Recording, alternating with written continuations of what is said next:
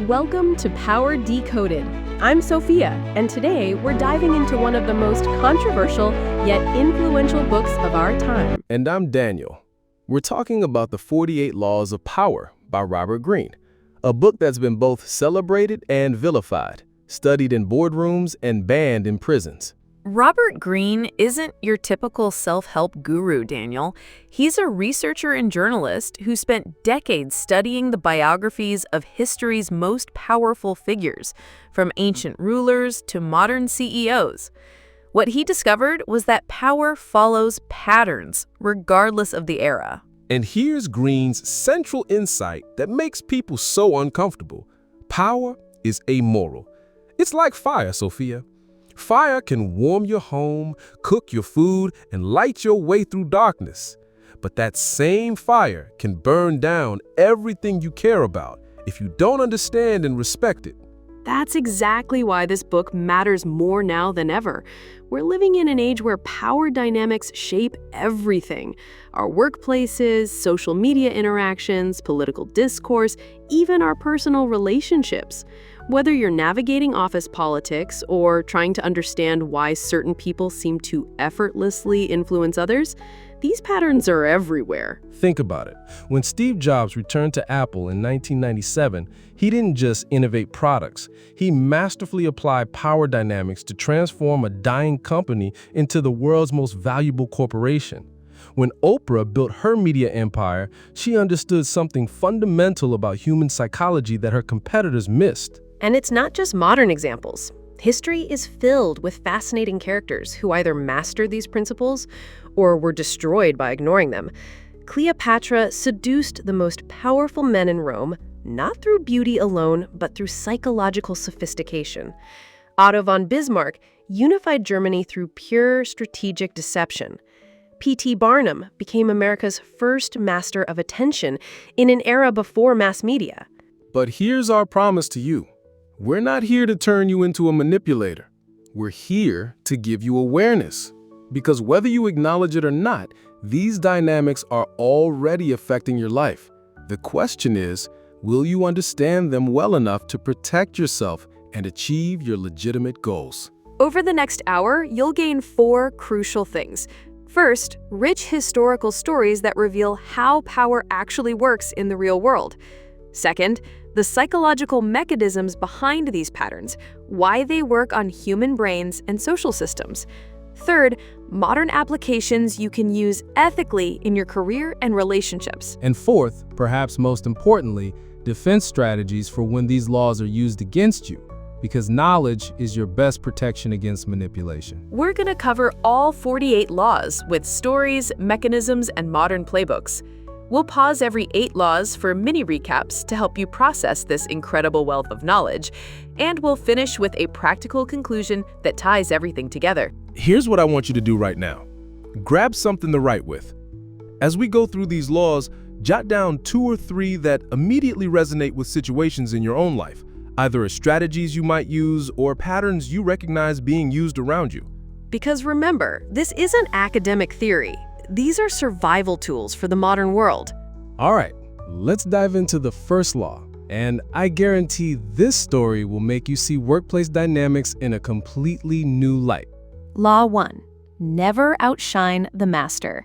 Picture this. You're incredibly talented. You've just achieved something magnificent, and you want to show your boss exactly what you're capable of. Sounds like a career-building moment, right? You'd think so. But let me tell you about Nicolas Fouquet and how one spectacular party destroyed the most powerful man in France. It's 1661, and Fouquet is finance minister to King Louis XIV, essentially the CFO of France. He's wealthy, brilliant, and wants to demonstrate his loyalty to the young king. So Fouquet throws what might have been the most extravagant party in European history at his Chateau Vaux-le-Vicomte. We're talking elaborate gardens designed by the greatest landscape architect of the age, fountains that seemed to defy gravity, food prepared by legendary chefs, entertainment that cost more than most nobles' annual income. Fouquet commissioned new plays, hired the finest musicians, and even had special silver plates created just for this one evening.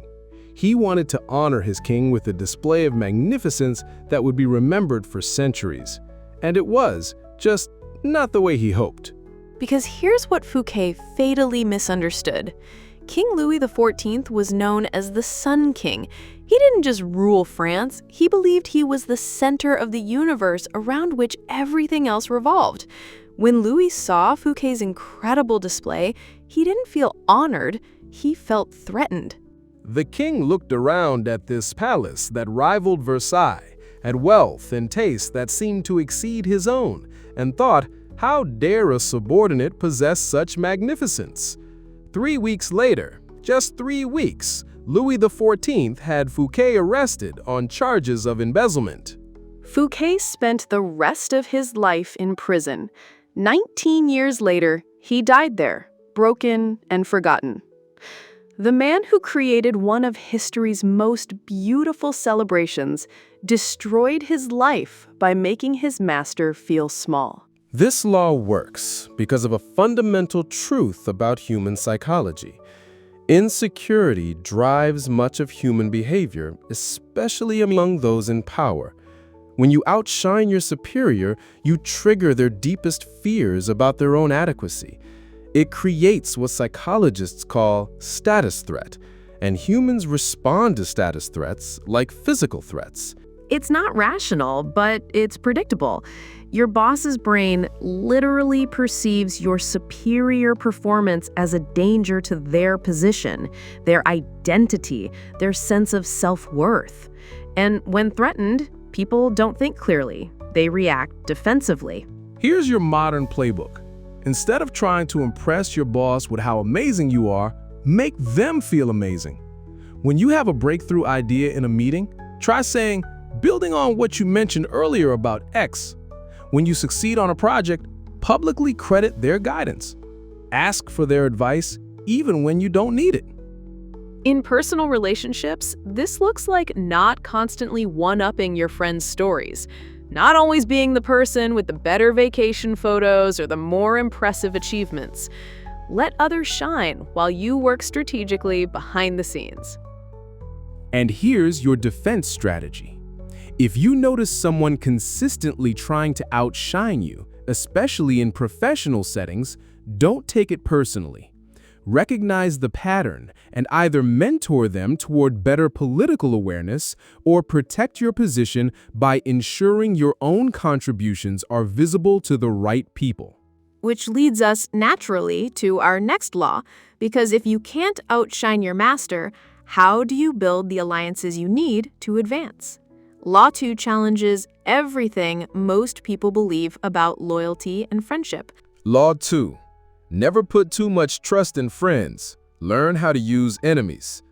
This is going to sound cynical, but ask yourself honestly, who's more likely to betray you, your worst enemy or your closest friend? If you answered enemy, you're thinking like most people, but you're wrong.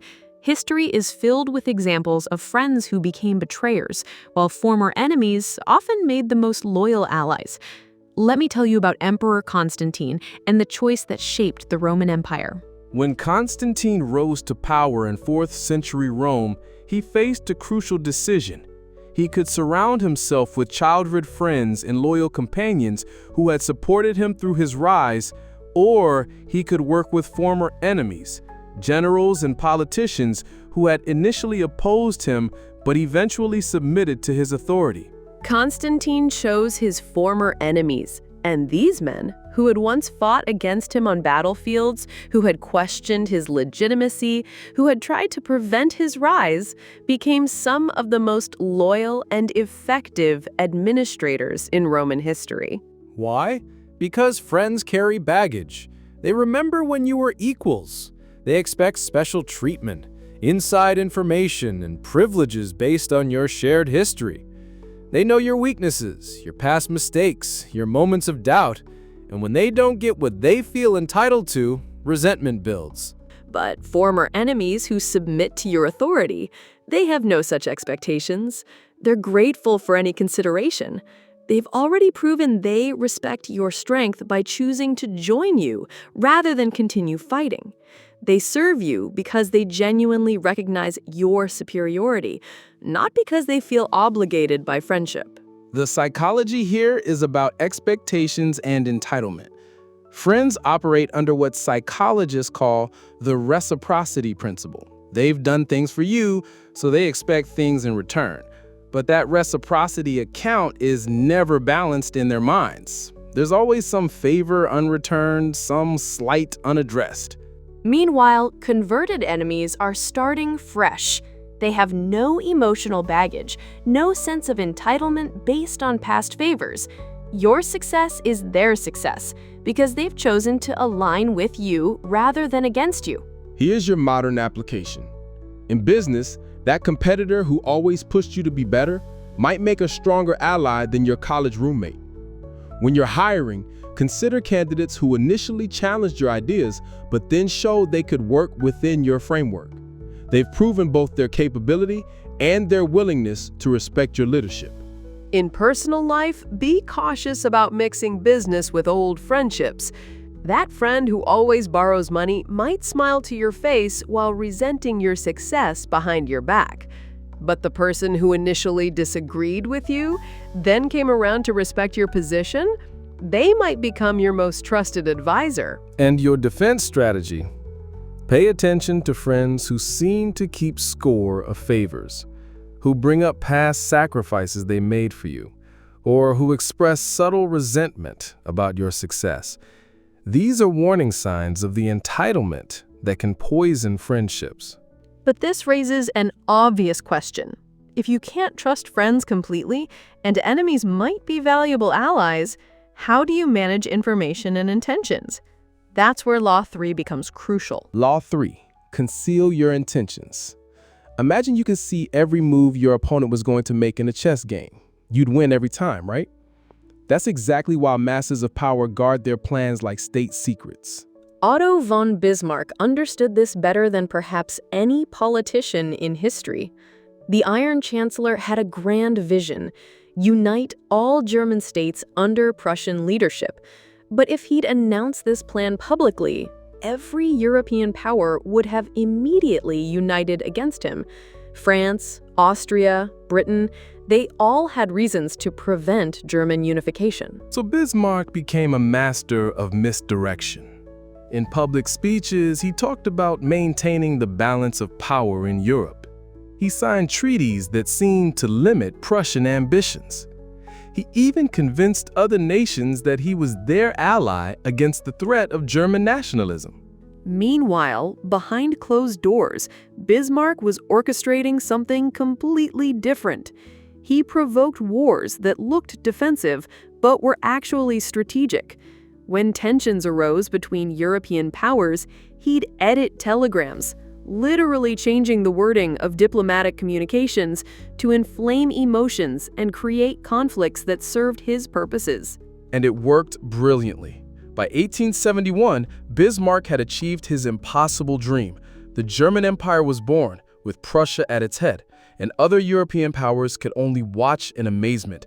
They'd been so focused on the wrong threats that they missed the real transformation happening right in front of them. This law works because humans are natural pattern recognition machines. We survive by predicting what others will do based on what they say and show us. When someone conceals their true intentions, we can't defend against threats we can't see coming. There's also a psychological principle called reactance. When people know what you want, they often resist it simply because they don't like feeling pressured or manipulated. But if they don't know your end game, they can't develop that resistance. Your modern playbook. In business negotiations, never reveal your best alternative or your maximum acceptable terms. Let the other party think they're getting a better deal than they actually are. When you're job searching, don't announce it to your current colleagues. When you're planning a major career change, keep working on it quietly until you're ready to act. In personal relationships, don't immediately reveal how interested you are in someone romantically. Don't announce your ambitious plans before you've built the foundation to achieve them. Let your actions speak louder than your announcements. And your defense. Be suspicious of people who seem unusually secretive about their goals, especially if their public statements don't match their actions. Look for patterns in what they're actually doing, not what they're saying. Which brings us to a related principle about information control. Because if you're concealing your intentions, you need to be strategic about what you do reveal. Law 4. Always say less than necessary. In our culture of oversharing and constant communication, this might be the hardest law to follow. But silence, strategic silence, is one of the most powerful tools you can master. King Louis XIV, yes, the same Sun King who destroyed Fouquet, built much of his legendary aura through strategic silence. While his courtiers chattered and gossiped endlessly, Louis observed and calculated. He spoke rarely, and when he did, every word carried enormous weight. Picture the scene, the most glittering court in Europe. Hundreds of nobles competing for attention, everyone talking over each other to seem witty and important. And at the center, the king, watching, listening, saying almost nothing. That silence created an aura of mystery and wisdom. Courtiers would hang on his slightest gesture, trying to interpret his mood from a raised eyebrow or a slight smile. His silence made him seem profound, all-knowing, like he possessed secrets others couldn't fathom.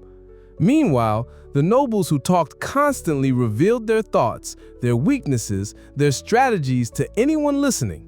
There's fascinating psychology behind this. When someone doesn't speak much, we project wisdom and depth onto their silence. We assume they're thinking deeply rather than simply staying quiet. But when someone talks too much, they often appear less intelligent than they actually are, regardless of what they're saying. Silence also creates discomfort in others, and that discomfort often leads people to fill the void with information. The quiet person becomes the repository of everyone else's secrets and insecurities. They gain power through knowledge while revealing nothing about themselves. Here's your modern application. In meetings, ask questions instead of making long statements. Let others fill awkward pauses. You'll be amazed what people reveal when they're uncomfortable with silence. When someone asks for your opinion on a controversial topic, pause thoughtfully before responding. That pause makes your eventual words carry more weight. In negotiations, the person who speaks first after stating their position often loses leverage. In social situations, the person who's always available with commentary becomes less interesting than the one who speaks selectively. On social media, resist the urge to respond to every post or share every thought. And for defense, be aware when someone is using strategic silence to manipulate you into oversharing. If you find yourself talking more and more to fill uncomfortable silences, pause and ask yourself what you might be revealing. But there's a balance here, because while you're controlling information through strategic silence, you also need to be building something concrete that people can see and respect. Law 5. So much depends on reputation. Guard it with your life. Your reputation precedes you into every room, every negotiation, every relationship. It can open doors you never knew existed or slam them shut before you even arrive. Julius Caesar understood this with breathtaking clarity. Caesar didn't just want to be a successful general. He wanted to craft a reputation for being absolutely invincible in battle. Not just skilled, not just experienced, invincible. And he protected that reputation with the same intensity he protected Rome itself. Here's what's remarkable. Caesar's reputation became so powerful that enemies would often surrender before fighting him. Entire cities would open their gates rather than face the invincible Caesar in battle. His reputation literally won wars without bloodshed, saved thousands of lives, and expanded Roman territory through psychological dominance rather than pure military force. But Caesar didn't leave this to chance. He never took battles he might lose. When he needed to make tactical retreats, he framed them as strategic maneuvers within larger campaigns. He made sure stories of his victories spread throughout the Roman world while downplaying any setbacks. His reputation became his most powerful weapon, more effective than any legion. Until it wasn't. When Caesar's reputation was finally damaged, when he appeared vulnerable after crossing the Rubicon and facing significant political opposition, his enemies struck immediately. The senators who assassinated him were partially motivated by the cracks they saw in his once unassailable image. Here's the psychological mechanism. Reputation works as a cognitive shortcut. People can't fully evaluate everyone they meet, so they rely on reputation as a proxy for reality. A strong reputation creates what psychologists call a halo effect. Everything you do gets interpreted through a positive lens. But reputation is also incredibly fragile. It takes years to build and can be destroyed in moments. Once damaged, rebuilding requires exponentially more effort than the original construction. That's why protecting reputation must be an active, constant process. Your modern playbook starts online. Your digital presence is your reputation in the 21st century. Google yourself regularly. Set up Google Alerts for your name. One poorly thought out social media post can undo years of career building. Monitor what's said about you professionally and personally. Professionally, be known for something specific and valuable, whether it's reliability, innovation, expertise in a particular area, or exceptional leadership. Make sure people associate your name with positive, memorable qualities. And when someone attacks your reputation, address it immediately and decisively. Don't let false narratives take root. For defense, be skeptical of people whose reputations seem too perfect or whose stories about their past don't add up under scrutiny. Sometimes damaged reputations are justified, but also be aware that reputation attacks are a common strategy against successful people. And this leads us perfectly to our next principle. Because once you have a solid reputation, you need to ensure people actually notice it. Law 6. Court attention at all costs. In our information-saturated world, being ignored is a form of death. Better to be talked about negatively than not talked about at all.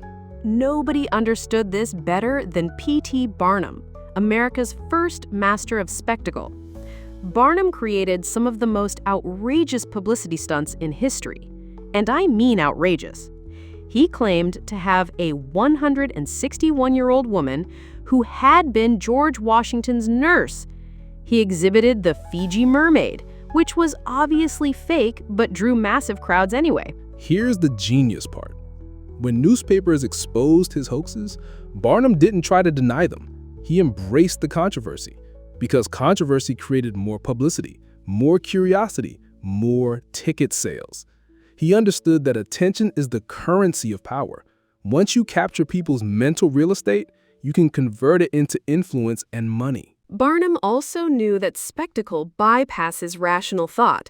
People might know intellectually that his exhibits were fake, but they were entertained, amazed, and they talked about the experience for weeks. Emotional impact matters more than factual accuracy when you're trying to capture attention. The psychology here is about scarcity and novelty. Our brains evolved to notice things that are unusual, dramatic, or different because those things might represent opportunities or threats. In a sea of sameness, the person who stands out captures the mental real estate that everyone else is fighting for. But here's the crucial caveat. Attention without substance is temporary. Barnum succeeded because he used that initial attention to deliver genuine entertainment value. Think of attention as the door opener, but you still need to provide something meaningful once people are paying attention. Your modern playbook. In professional settings, don't be the person with boring presentations or forgettable ideas. Use compelling visuals, tell stories, present information in memorable ways. Be the person who brings energy and interesting perspectives to meetings. On social media, share content that's genuinely valuable or entertaining, not just noise. In relationships and social situations, be the person who creates interesting experiences, who has strong opinions and fascinating stories. Don't blend into the background.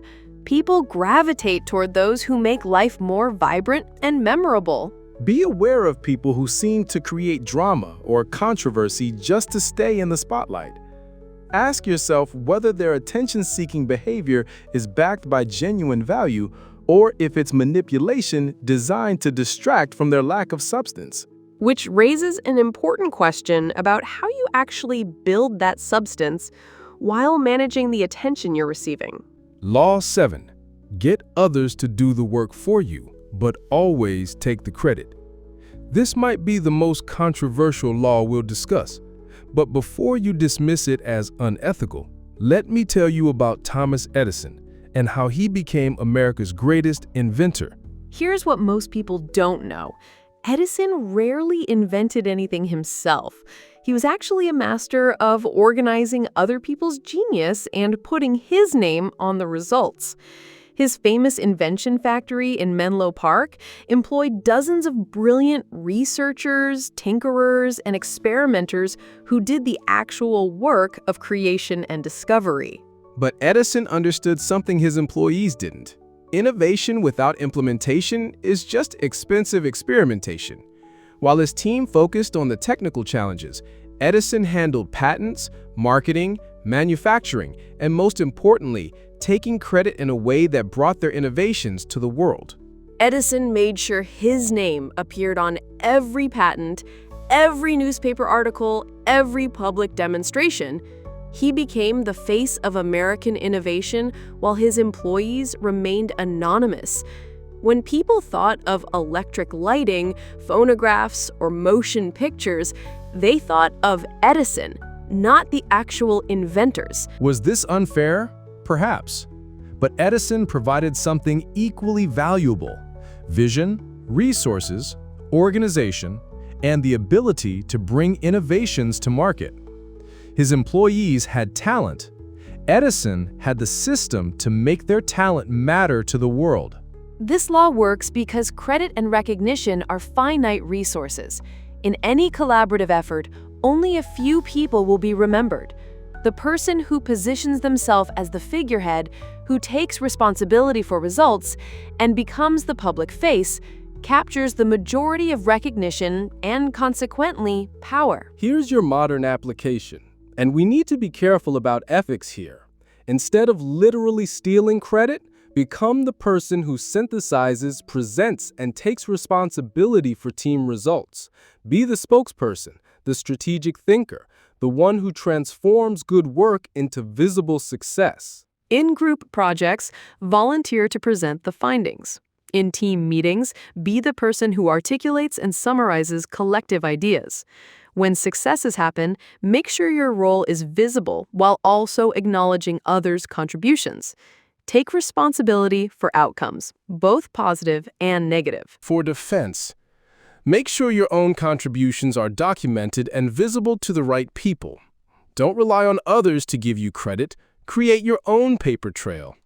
And be wary of people who seem to take credit for everything while accepting responsibility for nothing. But this strategy only works if you can actually get people to come to you in the first place. Which brings us to a fascinating principle about attraction versus pursuit. Law 8. Make others come to you. Use bait if necessary. This law is about the power of attraction versus the weakness of pursuit. When you chase, you lose power. When others come to you, you control the interaction.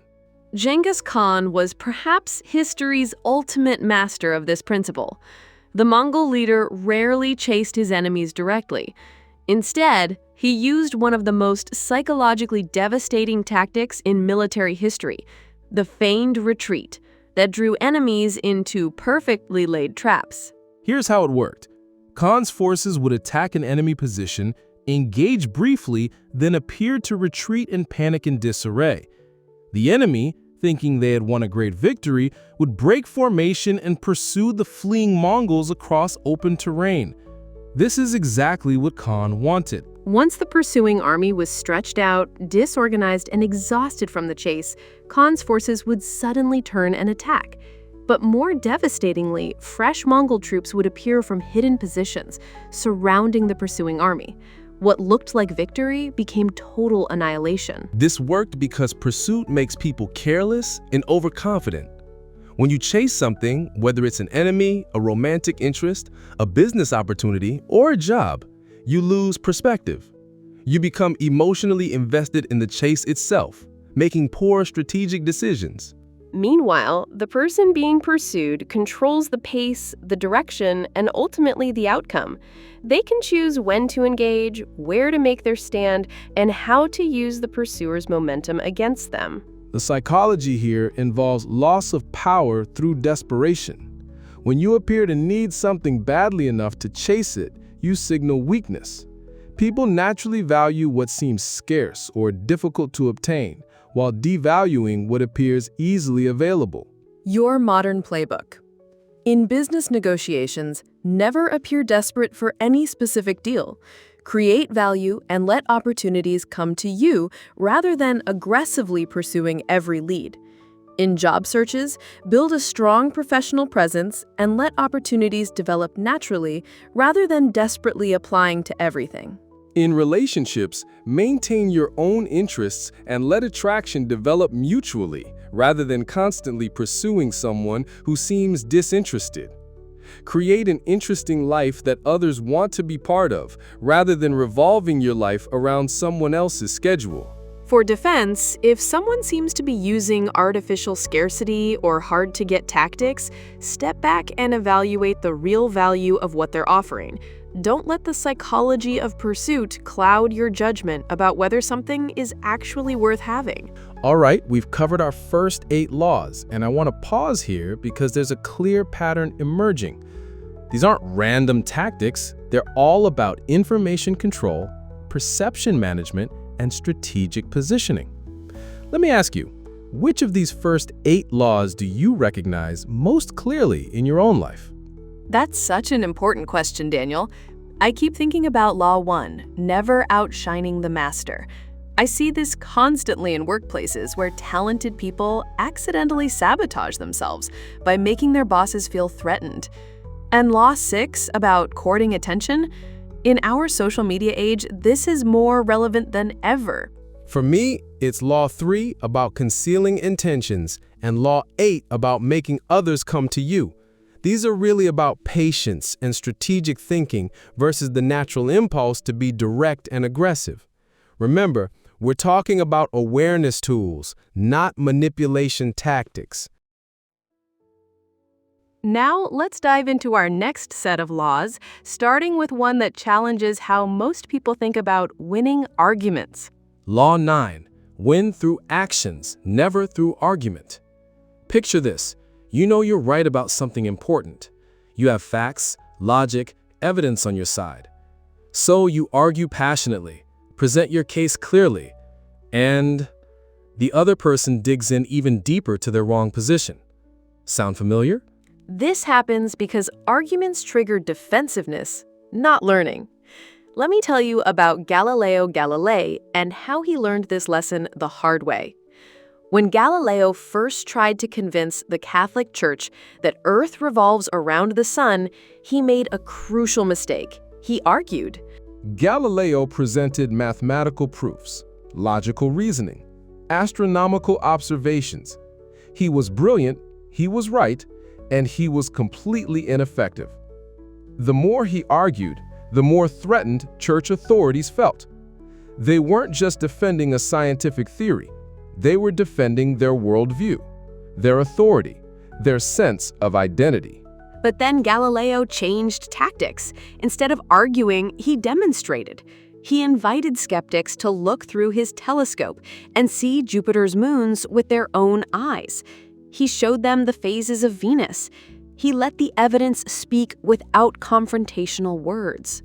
Gradually, minds began to change. Not because Galileo had won arguments, but because he had made reality visible in a way that couldn't be denied. Actions and demonstrations bypass the ego in a way that arguments cannot. Here's the psychological mechanism. Arguments feel like attacks on personal intelligence and identity. When someone argues with us, our brains activate threat detection systems. We stop listening and start defending, regardless of how valid their points might be. But demonstration feels neutral, even collaborative. When you show rather than tell, people can examine evidence without feeling personally challenged. They can change their minds while saving face, claiming they were always open to new information. Your modern playbook in business, instead of arguing why your approach is better, pilot it on a small scale and let results speak. Instead of debating strategy in meetings, present case studies and data. Show success rather than explaining theory. In personal relationships, stop trying to convince people with words alone. If you think someone is making poor choices, demonstrate better alternatives through your own behavior. Live the example you want others to follow, rather than lecturing them about it. For defense. When someone is trying to pressure you through aggressive argumentation, step back and ask to see evidence or examples. Don't get drawn into emotional debates. Focus on observable results and concrete demonstrations. This connects directly to our next law, because if you can't win through arguing, you need to be very careful about the emotional environment you create. Law 10, infection.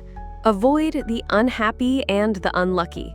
This might sound harsh, but emotions are literally contagious, and associating with chronically negative people can damage your own decision-making abilities and opportunities. Consider the case of Lola Montez, one of the most beautiful and charismatic women of the 19th century. But everyone who got close to her seemed to suffer misfortune. Lovers lost their fortunes, their reputations, sometimes their lives.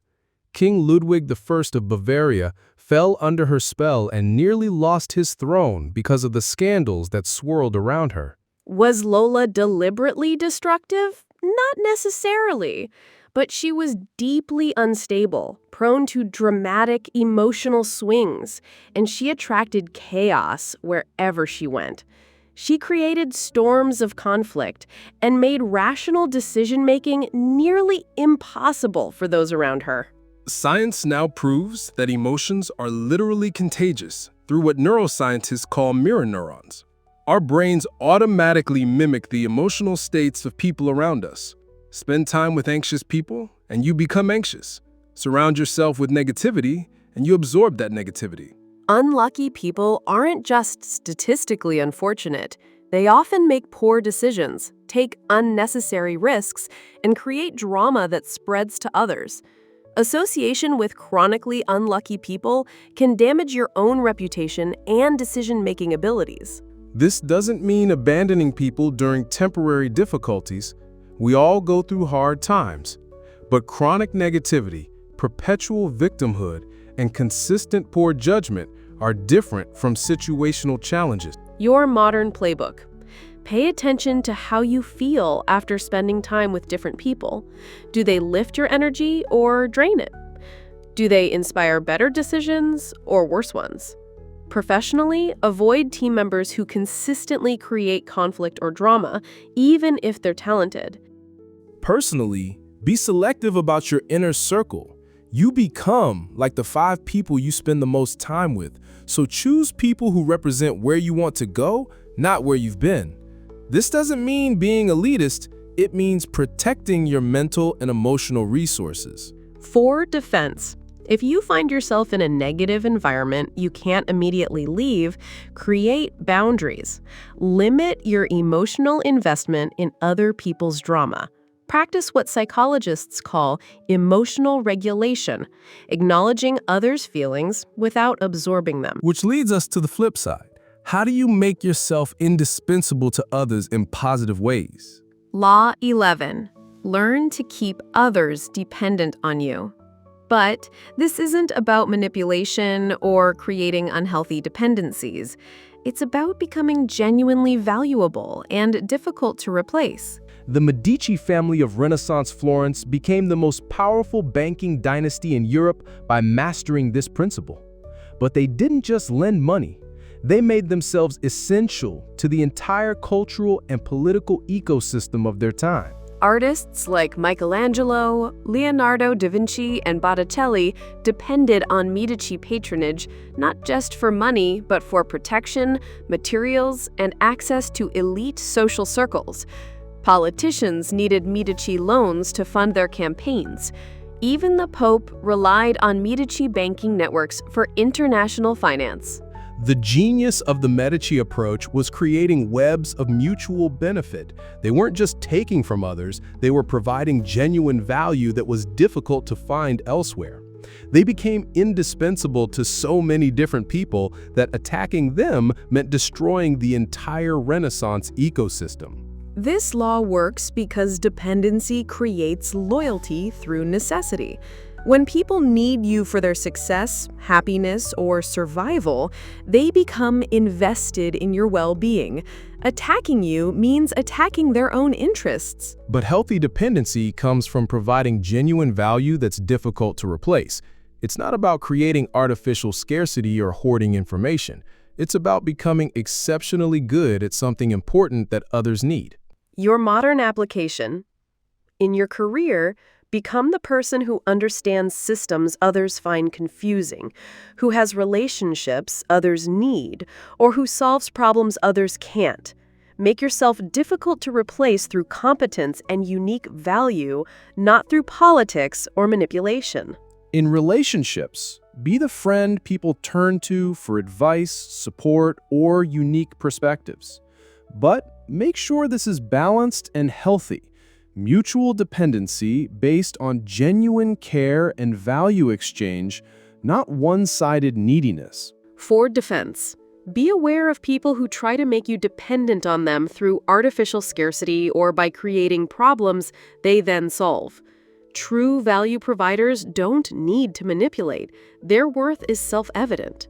Now we come to perhaps the most morally complex law we'll discuss. Law 12. Use selective honesty and generosity to disarm your victim. This law reveals how truth itself can be weaponized, and we need to talk about both how it's used and how to defend against it. Here's a disturbing truth about skilled con artists. They often begin their schemes with complete honesty. They'll admit to small flaws, confess minor mistakes, or reveal harmless personal information. This creates a perception of transparency and trustworthiness that sets up much larger deceptions. The psychology works because humans use pattern recognition to assess trustworthiness. We can't verify everything someone tells us, so we use their track record as a mental shortcut. If someone has been honest about small matters, we assume they'll be honest about larger ones. Once trust is established through selective honesty, the manipulator can exploit it for much bigger lies. The victim thinks, well, they've been honest about everything else, so this must be true too. One truth enables multiple lies. Be aware when someone seems unusually honest about small matters, especially if they're trying to gain your trust quickly. Ask yourself why they're being so transparent. True honesty is usually more natural and balanced, not performed or strategic. In business, be cautious of partners who make a big show of their integrity on minor issues while being evasive about major ones. In relationships, notice when someone confesses to small wrongdoings. It might be preparation for hiding larger ones. The ethical way to apply this law is through authentic transparency about your limitations, while being strategic about when and how you reveal sensitive information. You don't have to share everything, but what you do share should be genuine. For defense, healthy honesty doesn't need to be advertised or performed. Be suspicious of people who seem to go out of their way to prove their trustworthiness through dramatic displays of honesty about trivial matters. This brings us to a fundamental principle about human motivation. Law 13. When asking for help, appeal to people's self-interest, never to their mercy or gratitude. People don't act out of pure altruism. They act when they see clear benefit for themselves. Julius Caesar understood this perfectly. When he needed loyal soldiers for dangerous campaigns, he didn't appeal to Roman patriotism or military duty. Instead, he promised them something tangible: a share of the spoils of war, land grants after service, and opportunities for social advancement. Caesar's soldiers knew that following him into Gaul or crossing the Rubicon meant personal wealth and higher status. They weren't just fighting for Rome, they were fighting for their own futures.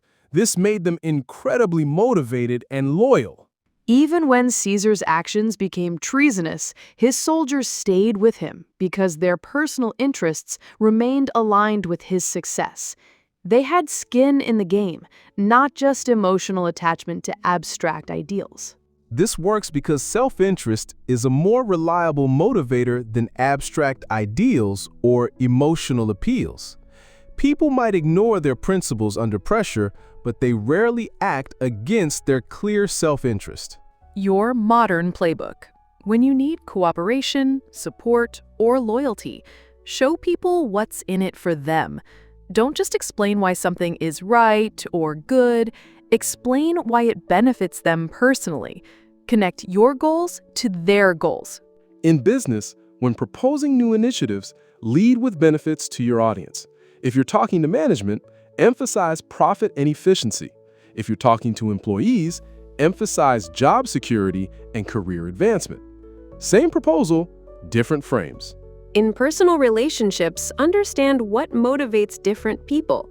Some value recognition, others prefer autonomy, still others want security or learning opportunities. Tailor your requests to match their priorities and interests. For defense, be suspicious when someone appeals primarily to your sympathy or sense of duty without explaining what you'll gain.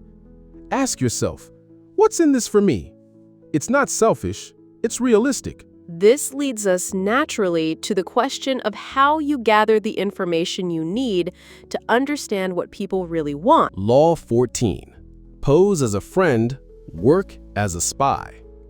Information is power, and the best information comes from people who don't know they're sharing it. The Japanese shoguns during the Edo period created one of history's most sophisticated intelligence networks, using people who moved freely through society: entertainers, merchants, servants, and artisans.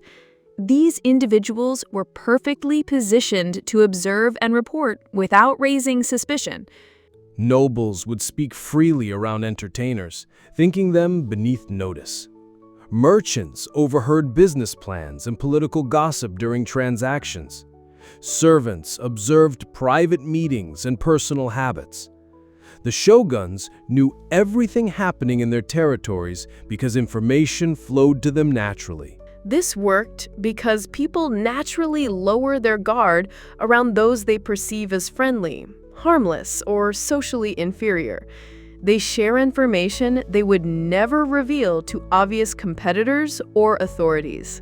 The modern application isn't about deception. It's about strategic listening and positioning yourself as someone others feel comfortable talking to. Be genuinely interested in others' perspectives. Ask thoughtful questions. Show authentic curiosity about their experiences and challenges. In networking, focus on being a good listener rather than a good talker. In meetings, ask questions that get others to reveal their thinking and priorities.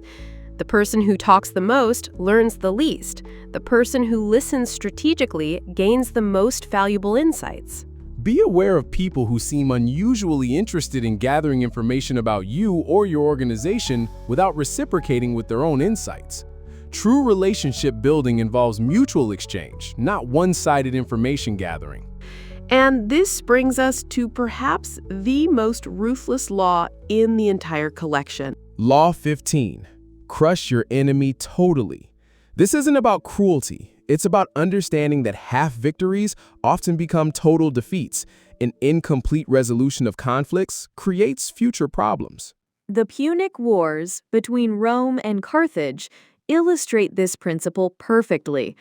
After defeating Carthage in the first two wars, Rome allowed the city to continue existing as a weakened state. This seemed merciful and practical. Why destroy a defeated enemy completely? But Carthage used this survival time to rebuild, regroup, and plan revenge under Hannibal.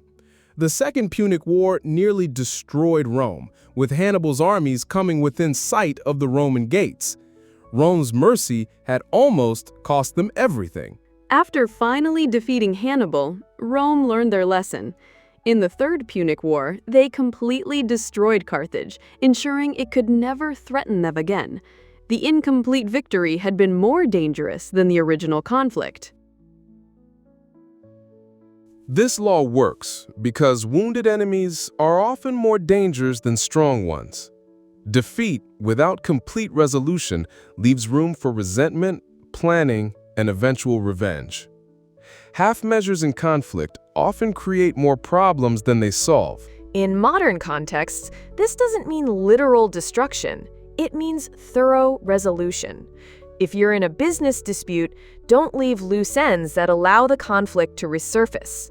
If you're ending a toxic relationship, make the break complete and final. The key is understanding when someone has become a genuine enemy versus a mere competitor or critic. True enemies, people who are actively working to harm you, require complete resolution. Everyone else can be managed through other laws. For defense, if someone treats you as an enemy, take it seriously. Don't assume you can convert them through kindness or ignore them hoping they'll go away.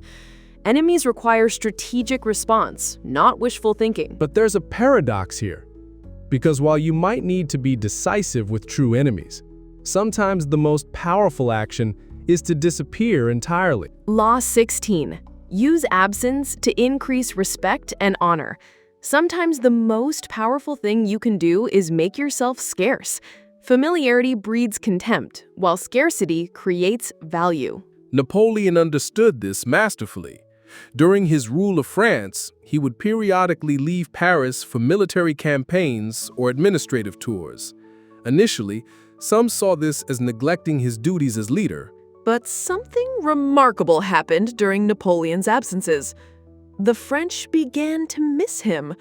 Problems that seemed manageable when he was present suddenly felt overwhelming. Other leaders appeared inadequate by comparison. People longed for his return. When Napoleon returned from these strategic absences, he was greeted with enthusiasm and relief that was stronger than anything he'd experienced while constantly present. His absence had made the heart grow fonder, and his presence more valuable. This works because constant availability makes you taken for granted.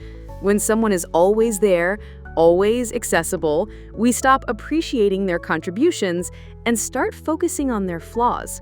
We begin to see them as furniture rather than as valuable individuals. Absence forces people to remember why they valued you in the first place. It creates space for appreciation to grow and for others to realize how much they depend on your presence, skills, or leadership. Your modern application. Don't be constantly available in relationships or at work. Maintain your own interests, friendships, and schedule. Take real vacations, attend conferences, work on projects that take you away from daily routines. Let people miss you occasionally. But timing is crucial. Absent yourself when your value is recognized, but taken for granted, not when you're fighting for recognition or establishing your importance. Absence works only when people already know what you bring to the table.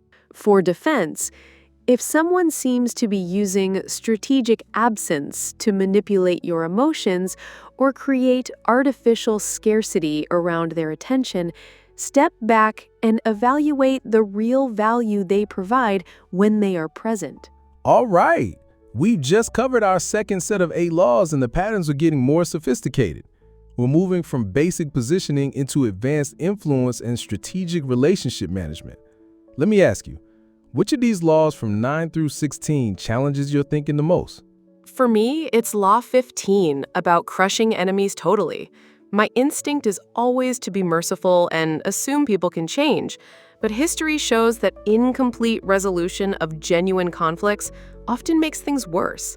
It's not about being cruel, it's about being strategically complete. I keep thinking about Law 16 and strategic absence.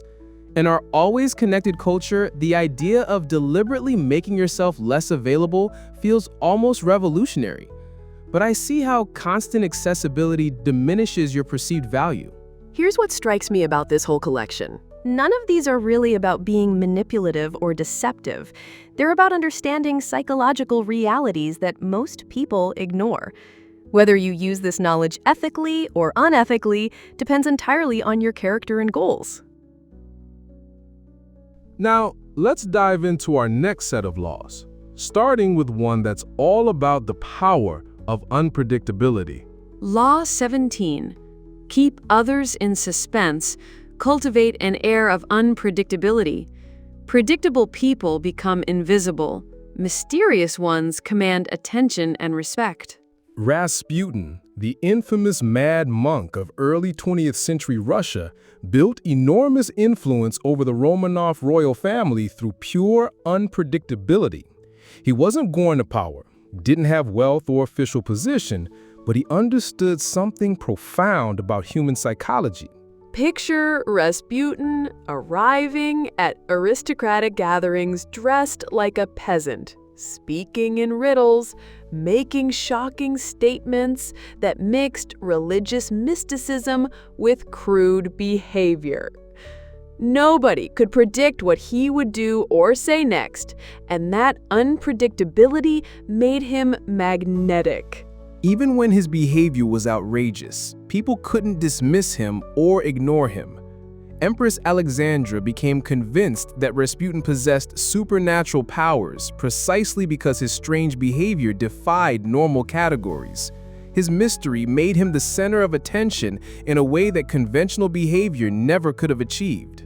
The psychology here is fascinating. Humans are pattern recognition machines. We feel comfortable when we can predict and categorize people. When someone defies our expectations consistently, it creates cognitive tension that demands attention and generates fascination. Unpredictable people also seem more powerful because unpredictability suggests hidden depths, secret knowledge, or special abilities. We assume there must be something exceptional about someone who doesn't follow normal social patterns. Your modern application. Don't be completely predictable in your responses, ideas, or approaches at work. Surprise people occasionally with unexpected insights, creative solutions, or different perspectives. Make your colleagues curious about what you'll think of next. In relationships, maintain some mystery about your thoughts, plans, and past experiences. Share deeply, but not everything at once. Keep people discovering new facets of your personality. Predictable partners become invisible. Mysterious ones remain intriguing. For defense, be aware of people who seem to create mystery or unpredictability deliberately, especially if it's not backed by genuine substance. Sometimes erratic behavior is just poor impulse control, not strategic brilliance. But there's a balance, because while unpredictability can be powerful, isolation can be fatal. Law 18. Do not build fortresses to protect yourself. Isolation is dangerous. When you isolate yourself to feel safe, you often cut yourself off from the information and relationships that actually create security. Chinese emperors throughout various dynasties illustrate this perfectly. Many emperors, fearing assassination or overthrow, gradually isolated themselves in the Forbidden City, limiting contact with the outside world and surrounding themselves only with servants and trusted advisors. This isolation felt safe, but it was actually devastating to their power. Cut off from real information, these emperors made decisions based on what people thought they wanted to hear, not on reality.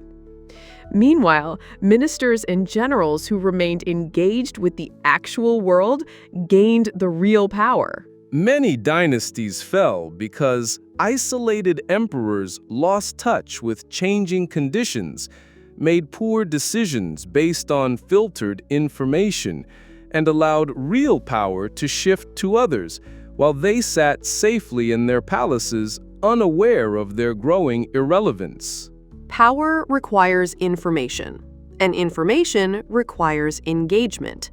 Isolation starves you of the feedback, intelligence, and relationships that enable effective decision-making. The fortress that protects you also blinds you to threats and opportunities. Your modern applications stay engaged with diverse perspectives, maintain relationships across different social and professional circles, and keep your finger on the pulse of changing circumstances.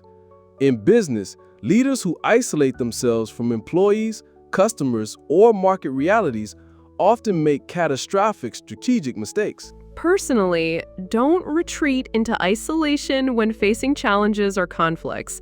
Even when you need time to think and recharge, maintain some connections that keep you informed about what's happening in your broader environment. For defense, be suspicious of leaders who seem increasingly isolated from feedback or input, or of anyone who tries to isolate you from your own networks and sources of information. This connects directly to our next principle about risk assessment. Law 19. Know who you're dealing with. Do not offend the wrong person. Never underestimate someone's capacity for response or their hidden sources of power. Throughout history, careers and lives have been destroyed by people who insulted or dismissed the wrong individual. A minor slight to someone who seemed unimportant often proved devastating when that person's true power or connections were revealed. In royal courts, this happened constantly. A poorly dressed visitor might be a powerful noble in disguise, or a quiet servant might have the king's ear. Courtiers who judged by appearances often found themselves exiled, imprisoned, or worse. The problem is that power isn't always visible, and people's capacity for revenge or retaliation can be hidden. Someone might seem harmless, but have powerful friends, hidden resources, or a vindictive nature that only emerges when they're crossed. This law works as risk management. Before acting against someone or dismissing them, research their background, connections, and capabilities. Understand what they're capable of and whether making an enemy of them serves your interests. Your modern application. In business, that colleague you're about to alienate might be related to someone important. That competitor you're planning to undercut might have resources you don't know about. That person you're considering betraying might have information that could destroy you. Treat everyone with basic respect, not just because it's morally right, though it is, but because you never know who might have the power to help or harm your future. Today's nobody might be tomorrow's decision maker. For defense, do your own due diligence before entering conflicts. Understand what you're risking and what your opponent might be capable of. Sometimes the smartest strategy is simply avoiding unnecessary enemies. Which brings us to a sophisticated principle about strategic neutrality. Law 20. Do not commit to anyone. This is about preserving your options until you have maximum information and leverage. Cardinal Richelieu, chief minister to King Louis XIII of France, was perhaps history's greatest practitioner of strategic neutrality.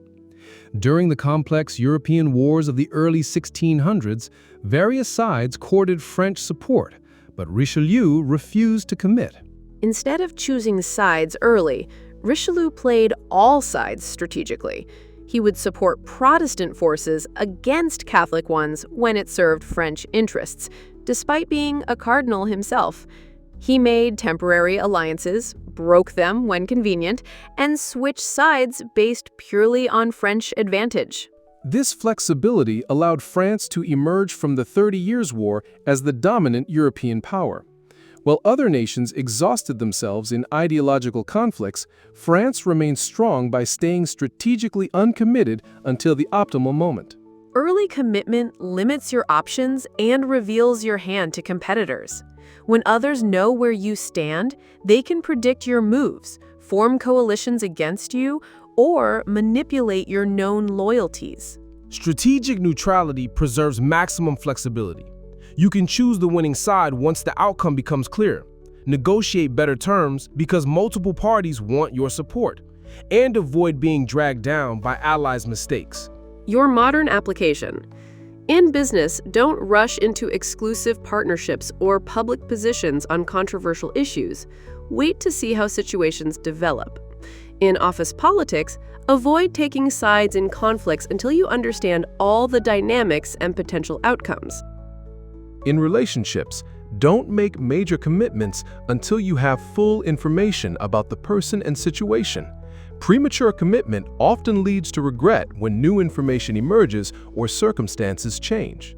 For defense, be aware of people who pressure you to commit quickly or who try to force you into taking sides before you're ready.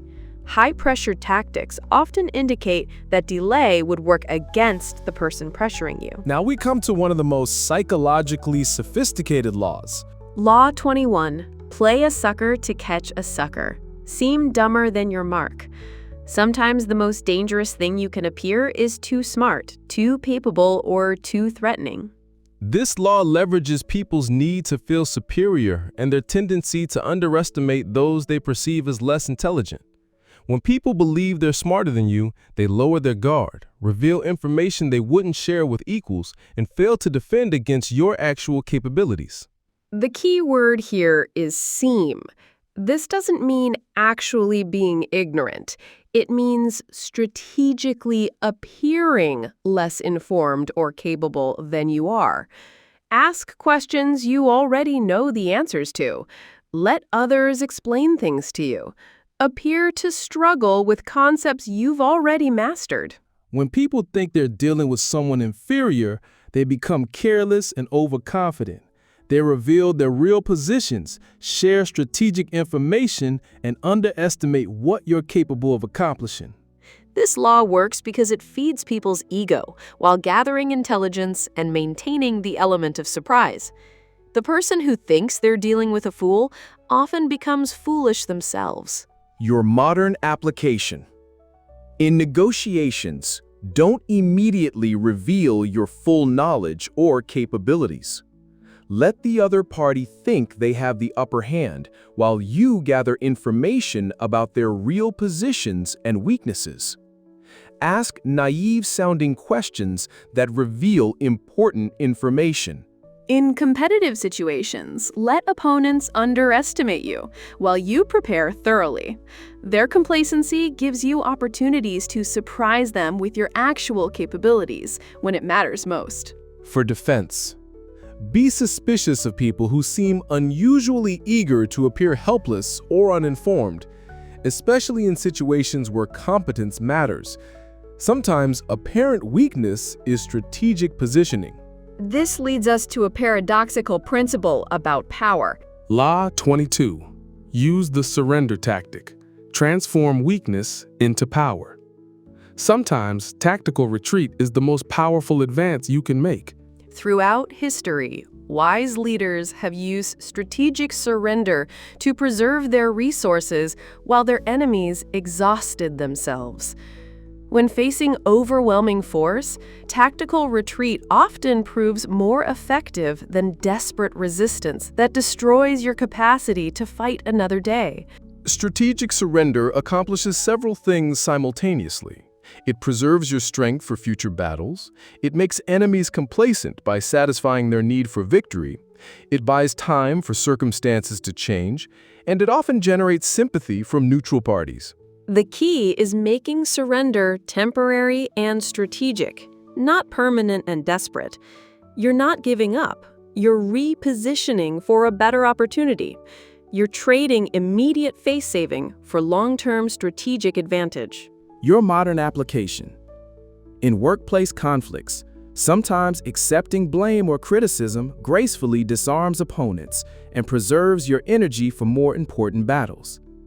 In relationships, Strategic apologies can diffuse tensions while maintaining your core positions. The wisdom is knowing which battles to fight and which to concede. Winning every small conflict often means losing the war, while strategic retreats can position you for ultimate victory. For defense, distinguish between genuine surrender and strategic positioning. If someone gives up too easily, ask yourself whether they might be playing a longer game than you realize. This connects to a fundamental principle about focus and concentration. Law 23. Concentrate your forces. Diffused effort produces mediocre results. Concentrated effort produces exceptional ones. John D. Rockefeller became the wealthiest person in modern history by understanding this law perfectly. While other businessmen diversified across multiple industries, Rockefeller concentrated entirely on oil, refining, transporting, and controlling every aspect of the oil business. By focusing all his energy, resources, and attention on oil, Rockefeller achieved a level of expertise and efficiency that diversified competitors couldn't match. He understood oil better, moved faster, and operated more cheaply than anyone else in the industry. This concentration created a compounding effect. Each success in oil made him better at oil, which led to greater successes, which gave him more resources to dominate oil even further. His focused effort created unstoppable momentum. Concentration works because mastery requires intense focus, and competitive advantage comes from being significantly better than alternatives, not slightly better at many things. When you spread efforts across many areas, you become average at all of them.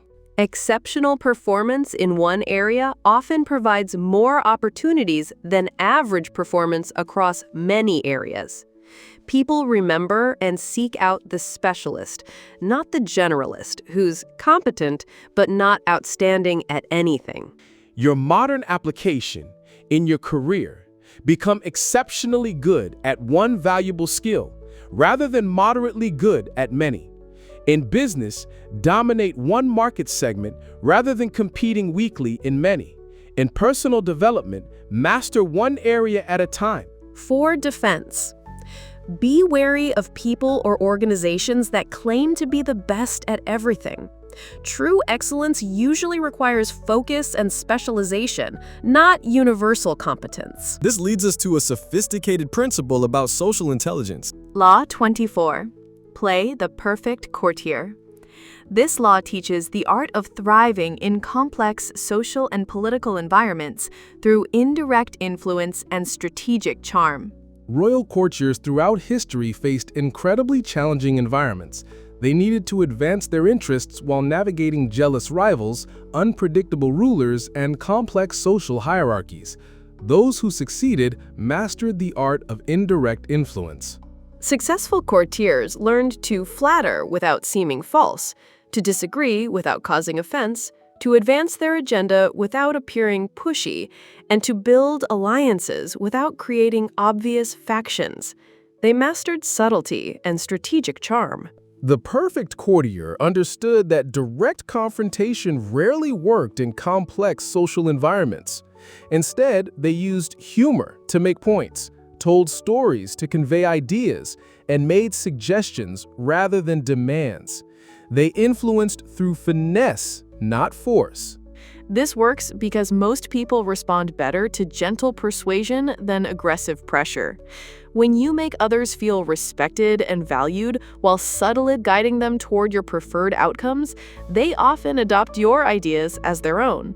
Modern workplaces are often like royal courts, complex social environments where success depends on managing relationships, egos, and competing interests. Direct confrontation rarely works. Social intelligence does. Your application: learn to read social dynamics, understand what motivates different people, and adapt your communication style accordingly.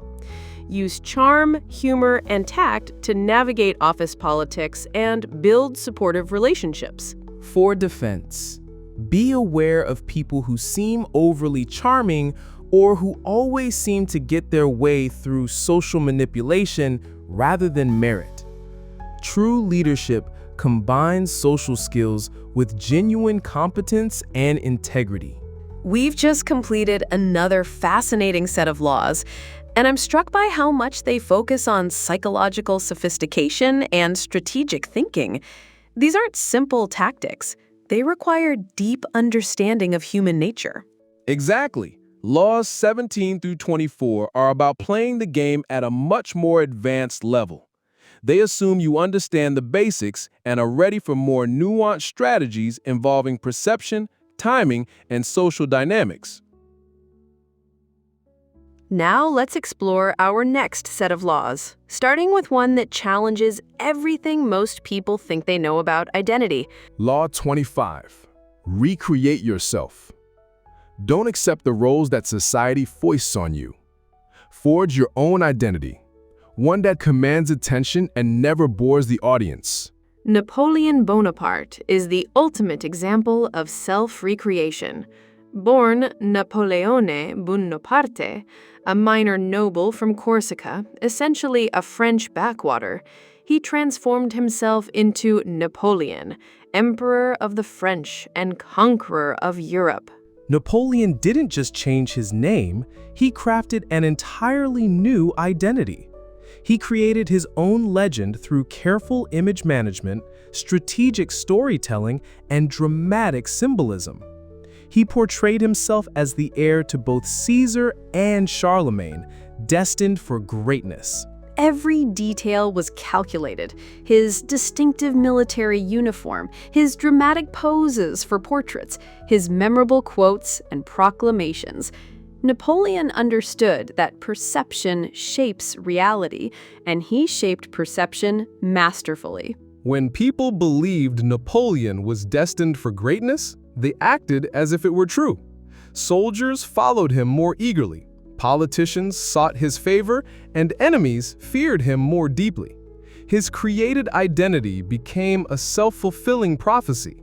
This law works because identity is largely constructed, not inherent. People treat you based on how they perceive you, and perception can be influenced through conscious choices about presentation, narrative, and associations. Your modern application. Don't let others define you by your past, your background, or their limited understanding of your potential. Take control of your personal brand, your story, and your image. Present yourself as who you want to become, not who you've been. In the digital age, this is more possible than ever. Your online presence, professional image, and personal narrative can be carefully crafted to reflect your ambitions rather than your origins. Reinvention is a choice, not an accident. But remember, recreated identity must be backed by real capability and consistent action. Napoleon could create a legend because he had genuine military genius to support it. Authenticity matters. You're becoming your best self, not creating a false persona. For defense, be suspicious of people whose presented identity doesn't match their demonstrated capabilities, or whose stories about themselves don't hold up under scrutiny. True self-creation is backed by substance. This connects to a crucial principle about reputation management. Law 26. Keep your hands clean. Maintain your image by ensuring that others handle any necessary but distasteful work. Throughout history, monarchs and leaders understood this instinctively. When unpopular decisions needed to be made, raising taxes, executing enemies, crushing rebellions, the king rarely did it personally. Instead, ministers and officials carried out these actions. When things went well, the king received credit. When things went poorly, the minister was blamed and often replaced. This allowed monarchs to maintain their reputation for benevolence while still exercising harsh power when necessary. The psychological mechanism is about association and perception. People associate you with the actions you're visibly connected to. By creating distance between yourself and controversial decisions, you avoid negative associations while maintaining actual control. Your modern application. In business, this might mean having others deliver bad news, implement unpopular policies, or handle difficult negotiations. You remain the positive, visionary leader while others manage the uncomfortable necessities. But use this law ethically. The goal isn't to unfairly sacrifice others for your benefit, but to structure roles so that necessary but unpopular tasks don't damage your ability to lead effectively in the future. For defense, be aware of leaders who seem to take credit for everything positive while never being associated with anything negative. Either they're incredibly lucky or they're systematically using others to protect their image. This leads to a powerful principle about human psychology. Law 27. Play on people's need to believe, to create a cult-like following. People crave meaning, purpose, and belief systems, and this creates both opportunities and responsibilities. Throughout history, leaders who understood people's need for belonging and purpose have gained enormous influence by providing belief systems that gave people's lives meaning and direction. This can be used positively to inspire people toward worthy goals, or negatively through manipulation and exploitation. The positive application is inspiring leadership. Help people see how their work contributes to something meaningful.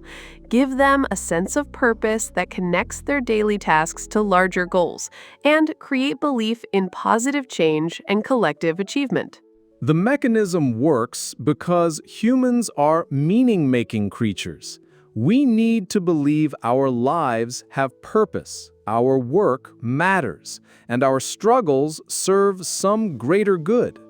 Leaders who can articulate compelling visions tap into this fundamental psychological need. Your ethical application. Create shared experiences. Tell compelling stories about what you're building together, and help people connect their contributions to their values and identity, but always serve genuine mutual interests and positive purposes. For defense, be skeptical of anyone offering simple solutions to complex problems, demanding absolute loyalty in exchange for belonging, or discouraging questions and independent thinking. Healthy belief systems encourage growth and questioning, not blind faith. Which brings us to a principle about action and confidence. Law 28. Enter action with boldness. Hesitation and half measures often create more problems than bold action, even when that action isn't perfect.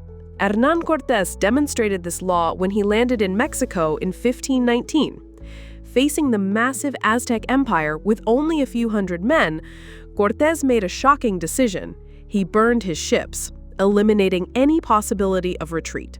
By destroying his fleet, Cortés demonstrated absolute commitment and unified his forces around the only remaining option: victory. This bold action served multiple purposes. It showed resolve to allies and enemies alike, and it created psychological advantage that compensated for a numerical disadvantage. Boldness works because it projects confidence and competence, even when those qualities aren't fully developed yet. People interpret bold action as evidence of hidden strengths or superior knowledge. They assume you know something they don't. Hesitation, meanwhile, signals uncertainty and weakness. It invites opposition and gives others time to organize against you. Bold action creates momentum that can carry you through obstacles that would stop more cautious approaches. Your modern application, career changes, or personal initiatives, commit fully once you've decided to act. Half-hearted efforts usually fail not because the goal was impossible, but because insufficient commitment made success unlikely. But balance boldness with preparation. Bold action should be decisive, not reckless. Do your homework, understand the risks, then act with full commitment rather than tentative half measures. Distinguish between confidence backed by competence and recklessness disguised as boldness. True boldness is calculated courage, not impulsive risk-taking. This connects to a crucial principle about strategic thinking. Law 29. Plan all the way to the end. Think through the complete sequence of consequences before taking action, not just the immediate results you want to Chess achieve. masters exemplify this law perfectly. They don't just think about their next move, they calculate sequences of moves, anticipating their opponent's responses and planning their counter-responses several turns in advance. This forward thinking allows chess masters to set up combinations that seem brilliant, but are actually the result of careful planning. They see the entire sequence from beginning to end before making their first move. Most people focus on immediate results and immediate problems.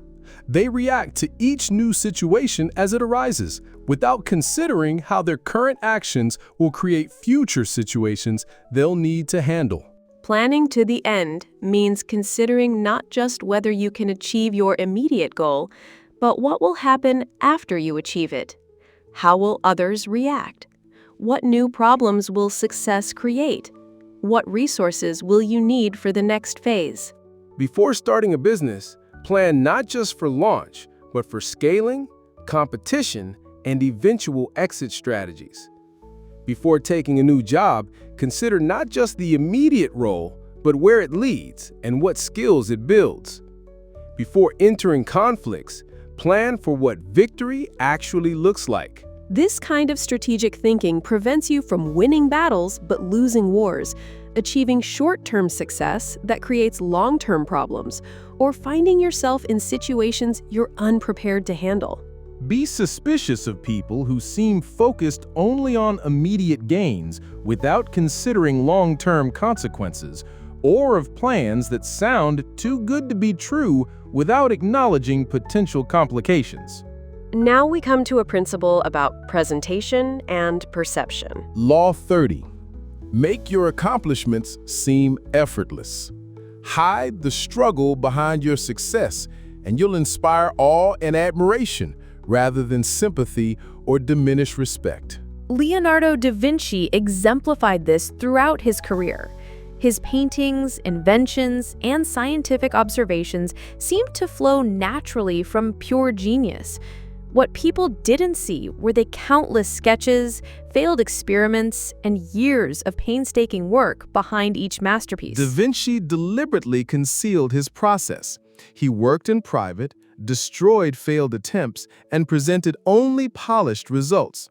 This created an aura of supernatural talent that enhanced his reputation and increased demand for his work. When people see the struggle behind achievement, they often focus on the difficulty rather than the result. They think, if it requires that much work, maybe it's not so impressive after all. But effortless success suggests natural superiority or special knowledge. Effortlessness also suggests mastery.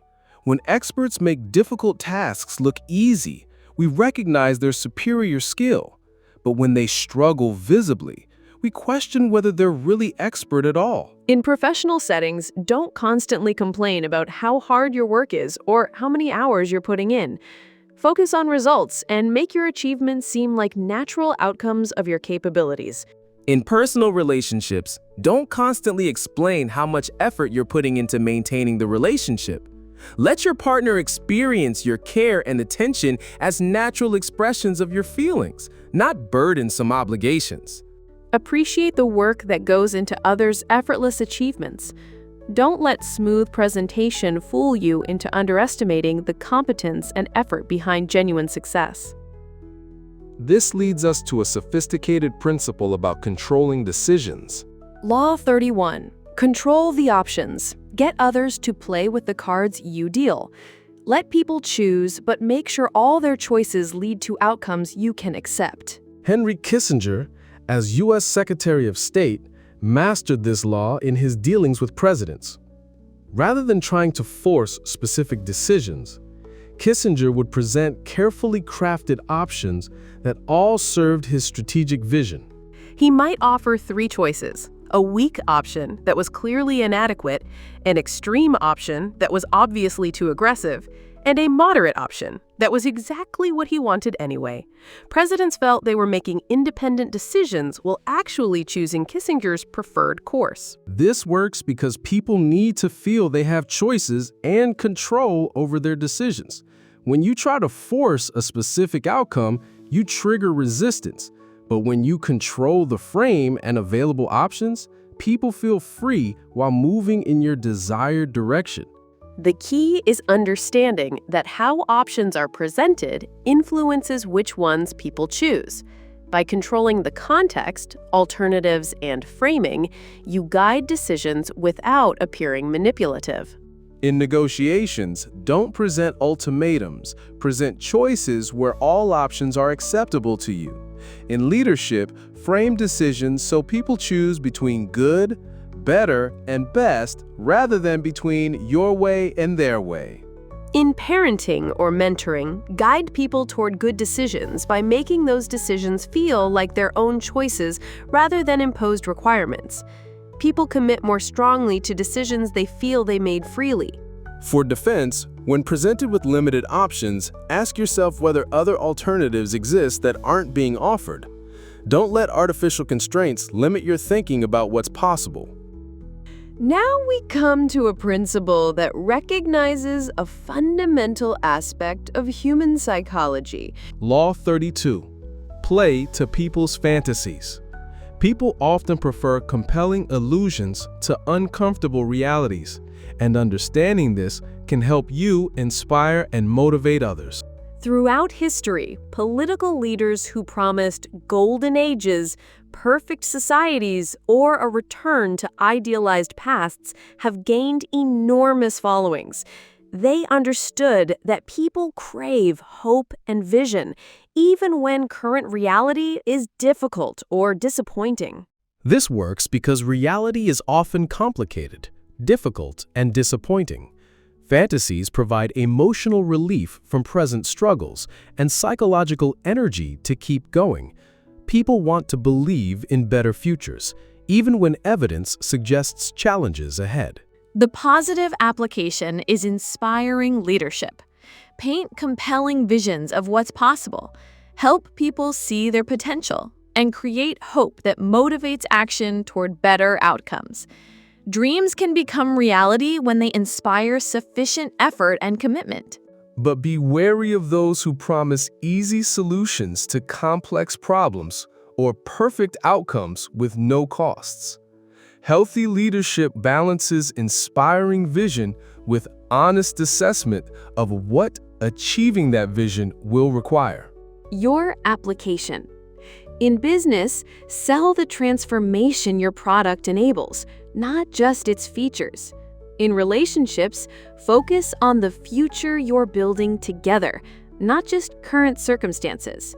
In personal development, visualize who you're becoming, not just what you're doing. Be skeptical of anyone who promises results that seem too good to be true, especially if they're dismissive of potential challenges or costs. Sustainable progress requires acknowledging and preparing for difficulties. All right, we've covered another 8 laws, and the sophistication keeps building. Laws 25 through 32 are about advanced influence, identity creation, reputation management, belief systems, boldness, planning, effortlessness, controlling options, and appealing to fantasies. What strikes me is how these laws build on each other. You can't effectively control options until you understand human psychology. You can't make accomplishments seem effortless until you've done the real work. You can't inspire through fantasy until you've built genuine credibility. Here's my reflection question for listeners. How might you apply Law 25, recreating yourself in your own life? What aspects of your identity or presentation could you consciously craft to better reflect your aspirations and goals? Now, let's dive into our next set of laws, starting with one that's about finding leverage in every relationship. Law 33. Discover each man's thumbscrew. Everyone has pressure points, things they want desperately, fear losing, or secrets they need to protect. Understanding these creates enormous leverage. Throughout history, successful rulers and negotiators understood that people rarely act based on abstract principles alone. They act based on personal stakes, what they stand to gain or lose from specific Ancient decisions. rulers would research their opponents' and allies' personal situations, family relationships, financial pressures, career ambitions, personal insecurities, or hidden vulnerabilities. This knowledge became currency in negotiations and conflicts. But this law isn't just about exploitation. It's about understanding what truly motivates people so you can align your proposals with their actual interests. When you know what someone really wants, you can structure mutually beneficial arrangements. The psychology works because self-interest is a more reliable motivator than altruism or abstract ideals. People might compromise their principles under pressure, but they rarely act against their clear personal interests. In business negotiations, research not just the company's interest, but the individual decision-maker's situation. Are they under pressure to close deals quickly? Looking for career advancement? Do they have personal relationships that influence their choices? In management, understand what motivates each team member. Some want recognition, others prefer autonomy, still others value security or learning opportunities. Tailor your approach to what actually drives each person. But use this knowledge ethically. The goal is creating win-win situations where everyone's interests are served, not exploiting vulnerabilities for one-sided advantage. Sustainable power comes from mutual benefit. Be aware of people who seem unusually interested in your personal situation, fears, or desires without reciprocating with their own vulnerabilities. Information gathering should be mutual in healthy relationships. This connects to a principle about self-presentation and dignity. Law 34. Be royal in your own fashion. Act like a king to be treated like one. Carry yourself with dignity and confidence, regardless of your actual position or resources. Queen Elizabeth I of England demonstrated this perfectly. When she became queen, England was weak, divided, and threatened by more powerful neighbors like Spain and France. Elizabeth had limited resources and faced constant challenges to her authority. But Elizabeth projected absolute confidence and regal authority. She dressed magnificently, spoke with certainty, and treated foreign ambassadors as if England were the most powerful nation in Europe. She acted royal regardless of her actual circumstances. This projection of confidence became self-fulfilling. Other rulers began treating England with more respect because Elizabeth demanded it. Her subjects gained confidence in their nation because their queen showed no doubt. Her bearing created the reality it projected. This law works because people respond to confidence and dignity, often before they evaluate actual competence or resources. How you carry yourself signals how others should treat you. Self-respect is contagious. When you treat yourself as valuable and worthy of respect, others tend to adopt the same attitude. When you act uncertain or apologetic, others question your worth and capabilities. Your application. Don't apologize for taking up space, having opinions, or pursuing your goals. Present yourself professionally and confidently, regardless of your background or current circumstances. Let your bearings suggest success, even while you're building it. But balance confidence with authenticity. The goal isn't arrogance or pretension. It's genuine self-respect and dignity that others naturally recognize and honor. Distinguish between authentic confidence and artificial bravado. True dignity doesn't need to be constantly asserted or defended. It's quietly evident in how someone conducts themselves. This leads us to one of the most crucial laws in the entire collection. Law 35. Master the art of timing. The same action that fails in one context might succeed brilliantly in another. Success often depends less on what you do than when you do it. Napoleon was perhaps history's greatest master of timing in warfare.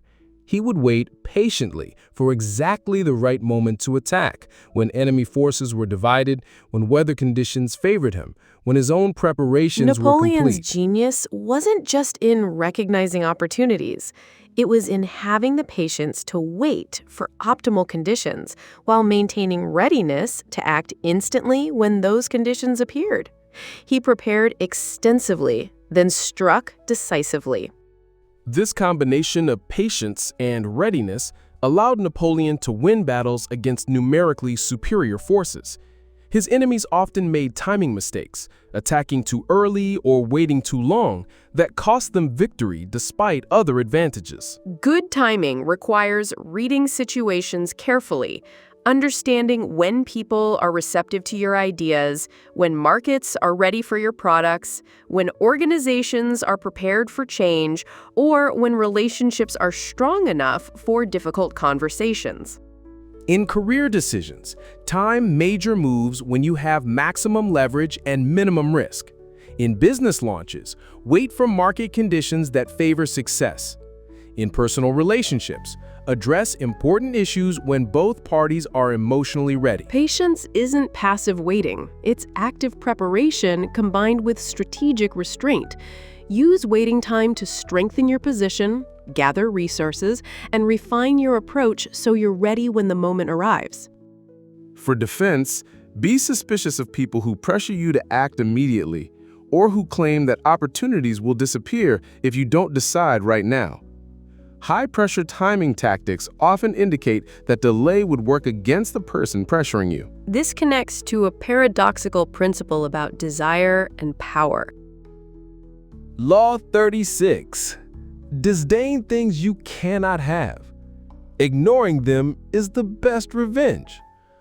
Sometimes the most powerful response to what you can't obtain is strategic indifference. The Stoic philosophers understood this principle deeply. They taught that desire for things beyond your control creates suffering, while cultivating indifference to such things creates peace and, paradoxically, often makes them more attainable. When you desperately want something you cannot have, that desperation shows weakness and creates dependence. Others sense your need and either exploit it or lose respect for you. Your desire becomes a source of power for others over you. But when you genuinely don't need something, or at least appear not to need it, you often become more attractive to those who can provide it. Scarcity and indifference create value, while desperation destroys it. This law works because human psychology values what seems scarce or difficult to obtain while devaluing what appears easily available. Your indifference signals that you have other options or inner resources that make you less dependent. Your application. Don't appear desperate for any specific position. In relationships, maintain your own interests and friendships rather than making someone else the center of your universe. In negotiations, be prepared to walk away. The key is developing genuine alternatives and inner resources so your indifference is real, not performed. True strategic indifference comes from having multiple options and strong self-sufficiency. If someone seems to be using artificial scarcity or hard-to-get tactics, step back and evaluate the real value of what they're offering. Don't let the psychology of pursuit cloud your judgment.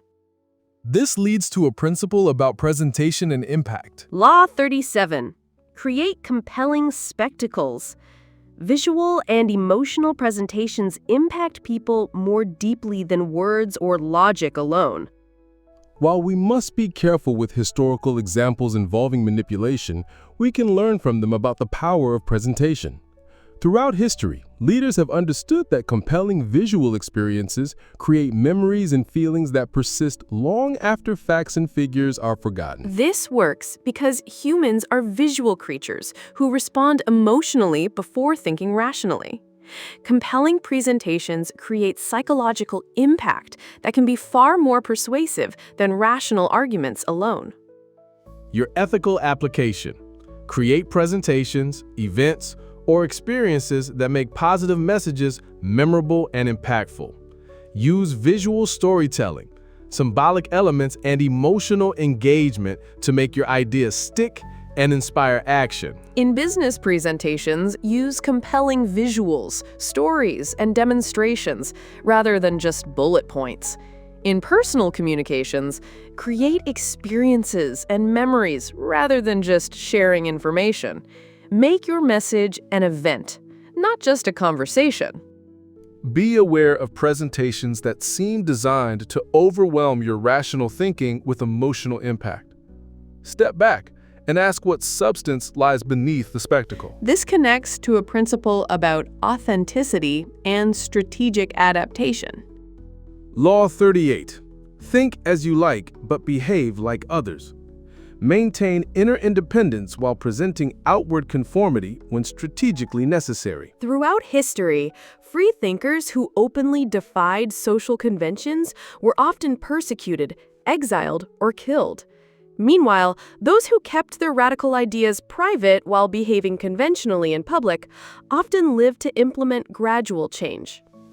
The key insight is that unnecessary provocation often destroys your ability to achieve your actual goals. If your real objective is creating positive change, sometimes temporary conformity preserves your opportunity to work toward that change. This doesn't mean compromising your core values or integrity. It means choosing your battles strategically. Some fights are worth having. Others are distractions that waste energy and create unnecessary enemies. In professional environments, understand the culture and work within it while pursuing your objectives. In social situations, avoid unnecessary conflicts over matters that don't advance your important goals. The goal is preserving your energy and opportunities for battles that actually matter, while maintaining your inner freedom to think independently and work toward meaningful change over time. Be aware of environments that demand not just behavioral conformity, but intellectual submission. Healthy organizations allow for diverse thinking, even while maintaining professional standards. Now we come to a principle about emotional strategy. Law 39. Stir up waters to catch fish. Making others emotional while staying calm yourself creates significant advantages in conflicts and negotiations. Throughout history, skilled negotiators have understood that angry people make mistakes. When someone becomes emotional, they lose strategic thinking, reveal information they shouldn't, and take actions they later regret. Meanwhile, the person who remains calm can think clearly, spot opportunities, and exploit the emotional person's mistakes. Emotional reactions cloud judgment and create predictable patterns that calm observers can anticipate and counter. This law works because emotion and rational thought compete for the same mental resources. When someone is angry, afraid, or excited, their ability to process information and make good decisions decreases significantly. Your defensive application is more important than the offensive. Don't let others manipulate your emotions to gain advantage over you.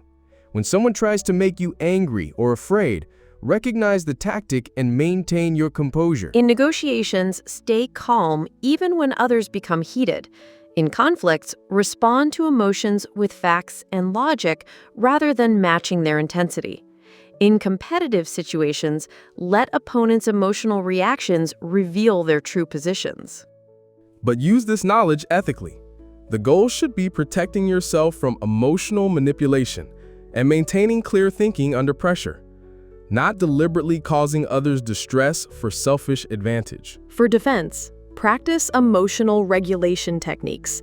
When you feel yourself becoming reactive, pause and ask whether someone might be deliberately trying to provoke you for strategic advantage. Finally, we reach a principle about independence and hidden costs. Law 40. Despise the free lunch. What appears free usually comes with hidden strings, obligations, or costs that can be more expensive than honest transactions. Throughout history, Seemingly generous gifts from powerful patrons often came with expectations of loyalty, support, or favors that proved far more costly than the original gift's value. Recipients of free benefits found themselves obligated to vote certain ways, support certain causes, or provide services that compromised their independence and often worked against their own interests. This law works because truly free things are rare. Usually, when someone offers something valuable for nothing, they're either making an investment they expect to profit from, or they're setting up psychological obligation for future reciprocity. Paying your own way preserves your independence and prevents others from using obligations against you. When you pay fairly for what you receive, the relationship remains balanced, and you maintain freedom to make decisions. Be especially wary of offers that seem too good to be true in business partnerships, investment opportunities, or personal relationships. Ask yourself what the person really wants from you and what you might be obligating yourself to provide. When possible, insist on paying fair value for benefits you receive. This protects your independence and prevents others from using debt or obligation as leverage in future interactions. Nothing is truly free. Always ask what someone expects in return, even if they claim to expect nothing. Understanding the real cost up front prevents unpleasant surprises later. We've just explored laws 33 through 40, and these feel like advanced tactics for people who have already mastered the fundamentals. They're about psychological sophistication and strategic thinking at a very high level. Exactly. These laws assume you understand human psychology deeply, finding motivations, projecting confidence, mastering timing, strategic indifference, compelling presentation, balanced conformity, emotional control, and maintaining independence. My reflection question: which of these laws do you think would be most challenging to implement? Law 35, about timing, Law 39, about staying calm under pressure, or perhaps Law 40, about maintaining independence? Now we enter the final set of laws, starting with one that addresses a particularly dangerous position. Law 41, avoid stepping into a great man's shoes. Following a legendary leader is one of the most dangerous positions you can accept because you'll constantly be measured against impossible standards. When Alexander the Great died at age 32, he left behind the largest empire the world had ever seen. His generals, brilliant military leaders in their own right, divided up his territory and tried to continue his legacy. Almost all of them failed catastrophically. The problem wasn't that these men lacked capability. They were exceptional leaders. The problem was that they were constantly measured against Alexander's impossible standard. Every decision was compared to what Alexander would have done. Every victory seemed small compared to his conquests.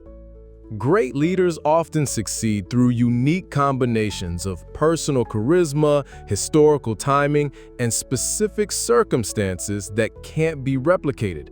Trying to follow their exact path usually fails because those conditions no longer exist. This law works because legendary predecessors create impossible expectations and limit your options. You can't easily surpass their achievements, so you always seem inadequate by comparison. You also inherit their methods, which may not suit your abilities or current circumstances. Be cautious about taking over from highly successful founders or leaders. In career moves, think carefully before accepting positions previously held by exceptional performers. In personal relationships, avoid trying to replace someone's lost love or departed mentor. Instead, create your own path. Establish your own standards and build your own legacy. Honor great predecessors while making it clear that you're charting a different course suited to current conditions and your unique strengths. If you find yourself in such a position, despite the warnings, immediately establish your own identity and methods rather than trying to imitate your predecessor. Make it clear you're writing a new chapter, not continuing the old story. This leads to a strategic insight about group dynamics. Law 42. Strike the shepherd, and the sheep will scatter. In any group conflict, identify and neutralize the key leadership figures, rather than fighting all the followers. Throughout history, successful military leaders and political strategists understood that most groups depend heavily on key figures for direction and coordination. Remove or neutralize those leaders, and organizations often collapse, even if followers remain numerous. This worked in countless rebellions and conflicts. When authorities captured or eliminated charismatic leaders who inspired and coordinated opposition movements, the movements usually dissolved quickly, even when popular support remained strong. This law works because most people are followers, not leaders. They depend on others for direction, inspiration, and coordination. When leadership disappears, followers usually lack the initiative and organization to continue effectively on their own. Your application. In business competition, focus on understanding and countering rival companies' key decision makers and innovators rather than competing generally against their entire workforce. And organizational change, identify and work with influential leaders rather than trying to convince every individual separately. Conversely, protect yourself by developing leadership depth in your own organizations. Don't let everything depend on one or two key people. Create systems and develop multiple leaders so your efforts can survive the loss of any individual. For defense, if you're in a leadership position, be aware that you're a natural target. Develop successors and distributed leadership to ensure continuity. If you're following leaders, ask whether the movement or organization could survive without specific individuals. This connects to a principle about emotional influence. Law 43. Work on the hearts and minds of others. Emotional engagement often matters more than logical arguments in winning people's loyalty and commitment. Throughout history, the most successful leaders understood that people are moved more by feelings, symbols, and personal connections than by facts, logic, or orders alone. They created emotional bonds that inspired loyalty beyond rational calculation. These leaders used rituals, symbols, shared experiences, and personal stories to create emotional connections with their followers. They made people feel part of something meaningful and special, not just employees or subjects following orders. This works because humans make decisions emotionally first, then rationalize those decisions logically afterward. When you engage people's emotions, their sense of identity, belonging, purpose, and pride, you create much stronger motivation than logical arguments alone. Emotional connections also create resilience. People will endure hardships, overcome obstacles, and make sacrifices for causes they feel emotionally invested in, while purely rational motivations often fade when conditions become difficult. Your application. Create shared experiences, tell compelling stories, and help people connect their work to their values and identity. In relationships, build emotional bonds through vulnerability, shared challenges, and mutual support. But use this power ethically. Emotional engagement should serve genuine mutual interests and positive purposes, not manipulate people into acting against their own well-being. For defense, be aware of leaders who seem to rely primarily on emotional manipulation rather than substance. Healthy emotional engagement should be balanced with transparency, competence, and respect for people's rational interests. Now we come to a fascinating psychological tactic. Law 44. Disarm and infuriate with the mirror effect. Imitating your opponent's tactics often frustrates them more than direct opposition, because they expect you to be victimized by their methods, not to turn those methods back on them. Throughout history, clever strategists have neutralized opponents not by opposing their methods directly, but by adopting those same methods.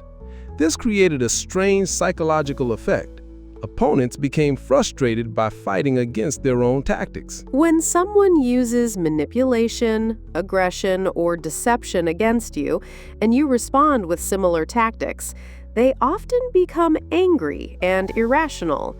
They expect you to be the victim, not to match their strategic approach. This works because people develop tactics they believe others can't or won't use against them. When those tactics are reflected back, it creates cognitive dissonance and emotional reaction that often leads to poor decision-making. The mirror effect also neutralizes opponents' advantages. If their strength lies in particular methods or approaches, using those same methods prevents them from benefiting from exclusive access to those tactics. In business competition, adopt successful competitor strategies while adding your own innovations. In personal conflicts, respond to manipulation with the same calm, strategic approach the manipulator uses, rather than becoming emotional. But maintain your ethical standards. The goal is neutralizing harmful tactics temporarily to disarm opponents, not adopting harmful behaviors permanently. Use mirroring strategically to create balance, then return to more positive approaches. For defense, if someone seems to be systematically copying your methods, recognize it as a strategic response rather than taking it personally.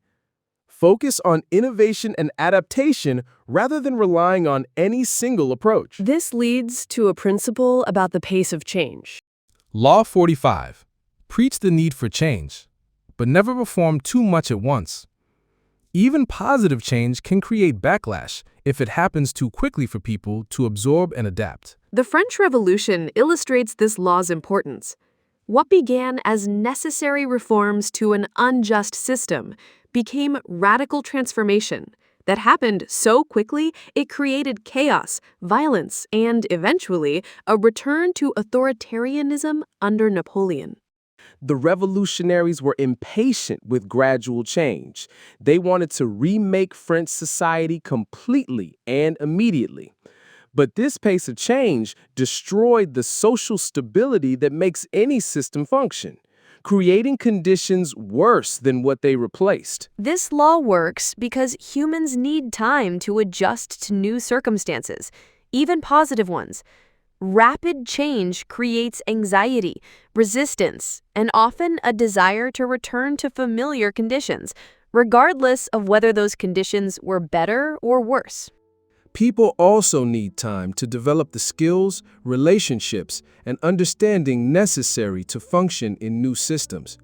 Change that happens faster than people can adapt often fails because the human infrastructure isn't ready to support it. In organizational change, implement reforms gradually, allowing time for adaptation and feedback. In personal transformation, change habits and behaviors incrementally, rather than attempting complete life overhauls overnight. The key is balancing urgency with sustainability. Change that sticks is often change that happens at a pace people can absorb, understand, and integrate into their existing lives and relationships. Be suspicious of anyone promising instant transformation or immediate solutions to complex problems. Sustainable change usually requires patience, preparation, and gradual implementation. This connects to a subtle but important principle. Law 46. Never appear too perfect. Perfection sparks envy and suspicion that can destroy you, even when you've done nothing wrong. Throughout royal courts and political circles, individuals who appeared too perfect, too intelligent, too successful, too morally pure, often found themselves targeted for destruction by envious rivals who couldn't compete with their excellence. These perfect individuals became lightning rods for resentment. Others felt inadequate by comparison and united against the person who made them feel inferior. The perfect person's very excellence became their greatest vulnerability. This works because envy is a powerful human emotion that can override rational thinking. When people feel threatened by others' superiority, they often attempt to destroy what they cannot match, even when that superiority benefits them. Perfection also creates suspicion. People assume that anyone who appears flawless must be hiding something, must be fake, or must be manipulating appearances. They become determined to find the flaws that must exist somewhere. Your application means strategic imperfection means occasionally showing harmless flaws that make you seem human and approachable. Admit to minor mistakes, reveal small struggles, or acknowledge areas where you're still learning. This makes others comfortable around you while preserving your overall competence and reputation. People relate better to those who seem excellent but human, rather than those who seem impossibly perfect. Don't assume that people who seem perfect are necessarily deceptive, but also recognize that apparent perfection in others might trigger your own insecurities. Focus on your own growth rather than comparing yourself to others' presentations. Now we come to a crucial principle about knowing when to stop. Law 47. Do not go past the mark you aimed for. In victory, learn when to stop. Success often tempts overreach that destroys what you've accomplished. Alexander the Great demonstrates this law perfectly. His original goal was securing Greece and defeating Persia. After achieving these objectives brilliantly, Alexander could have consolidated his gains and built a stable, lasting empire. Instead, intoxicated by success, Alexander pushed further and further into India, toward the edge of the known world. His army grew exhausted and rebellious. His empire became too large to govern effectively. His health broke down from constant campaigning. Alexander died at 32, and his overextended empire immediately collapsed into fragments. Had he stopped at his original objectives, he might have lived longer and created a more lasting legacy. His greatest victories led to his ultimate failure. This law works because success creates confidence and momentum that can become dangerous. When things go well, we often assume they'll continue going well indefinitely, leading us to take unnecessary risks or ignore changing conditions. Success also creates new enemies and challenges. The more you achieve, the more others want to take what you've gained, and the more complex your situation becomes. Overreach often happens just when maintaining what you have becomes most difficult. In business expansion, career advancement, or personal goals, recognize when you've achieved enough and focus on consolidating rather than constantly pushing for more. Sometimes the right moment to stop is at the peak of success. Know your limits, understand when conditions are changing, and have the wisdom to preserve your gains rather than risking everything for marginal additional victories.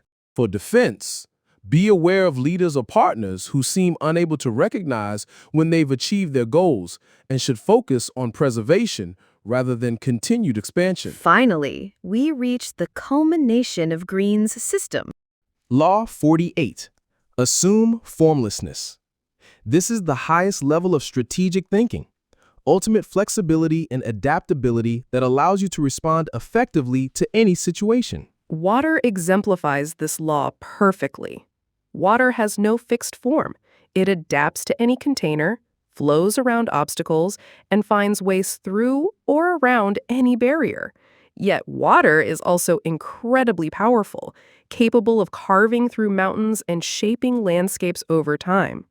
In military history, armies that could adapt quickly to changing conditions often defeated larger, more rigid forces. They changed tactics, formations, and strategies based on circumstances rather than sticking to predetermined plans that no longer fit reality. Formlessness works because the world is constantly changing. Fixed strategies, rigid systems, and unchanging approaches eventually become obsolete. But flexibility allows continuous adaptation to new circumstances and opportunities. Formlessness also makes you difficult to attack or counter. When enemies can't predict your next move or pin down your methods, they can't prepare effective responses. Your adaptability becomes their confusion. In business, industries, and careers, combine core principles with tactical flexibility. Maintain consistent values and goals while adapting your methods to changing conditions. Stay open to new information and be willing to change course when circumstances shift. In personal development, avoid rigid attachment to specific plans or identities when better options emerge. Let your approach evolve based on what you learn and what works, while maintaining your fundamental integrity and values. Formlessness is the master key that enables all other laws. When you can adapt fluidly, you can apply the right law at the right time, shifting your approach based on circumstances rather than being trapped by any single strategy. And there we have it, Sophia. We've just completed an incredible journey through all 48 laws of power, from the ancient courts of kings to the boardrooms of modern corporations, from the battlefields of history to the social dynamics of everyday life. It's been extraordinary, Daniel. What strikes me most is how these laws reveal the hidden mechanics of human interaction. They're not random tactics. They're based on deep psychological truths about how people really behave, regardless of what we might wish were true. That's exactly right. And let's return to Robert Greene's central metaphor one final time. Power is like fire. Fire can warm your home, cook your food, and light your way through darkness. But fire can also burn down everything you care about if you don't understand and respect it. These laws aren't moral codes. They're survival strategies. They describe how power actually works, not how we might wish it worked.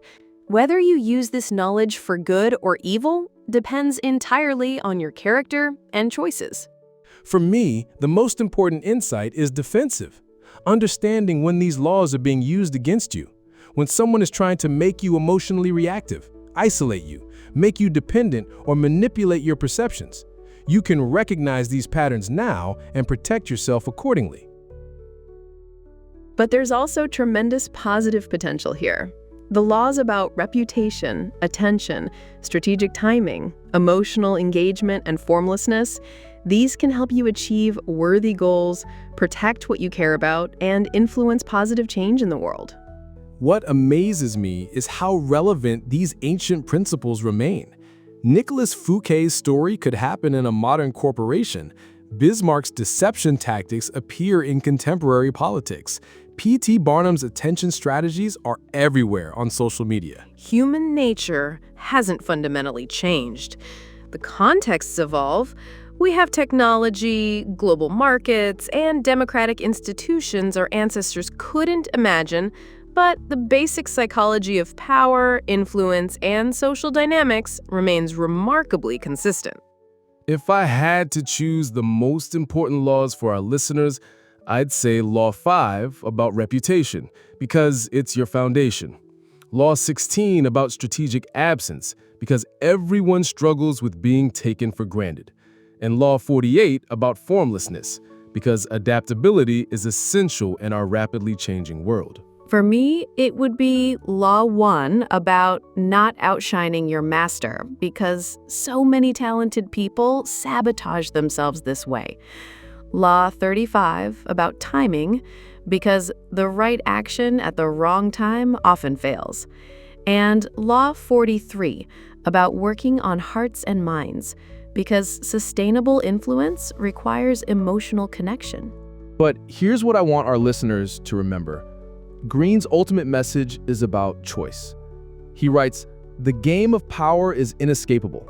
Everyone is playing it, whether they admit it or not. The question is whether you'll play it consciously and strategically, or unconsciously and reactively." The choice is yours. Remain naive and be manipulated by those who understand these dynamics, or educate yourself and use this knowledge responsibly to protect your interests and advance worthy causes. Now, here's our challenge for you. First, tell us in the comments which law resonated most strongly with you. Which one did you recognize from your own life? Which one do you see being used around you right now? Second, if this deep dive into power dynamics has been valuable, please like this episode and subscribe to Power Decoded. We put enormous effort into creating comprehensive, nuanced explorations of these complex topics. Third, suggest our next book. Should we tackle The Art of War by Sun Tzu? Influence by Robert Cialdini? The Prince by Machiavelli? We want to explore the books that will help you understand and navigate the world more effectively. And finally, remember, knowledge is power, but wisdom is knowing how to use power well. These 48 laws give you knowledge. How you apply them reflects your wisdom and character. Use them to build rather than destroy, to protect rather than exploit, to create positive change rather than merely advancing selfish interests. The world has enough people who understand power but lack wisdom.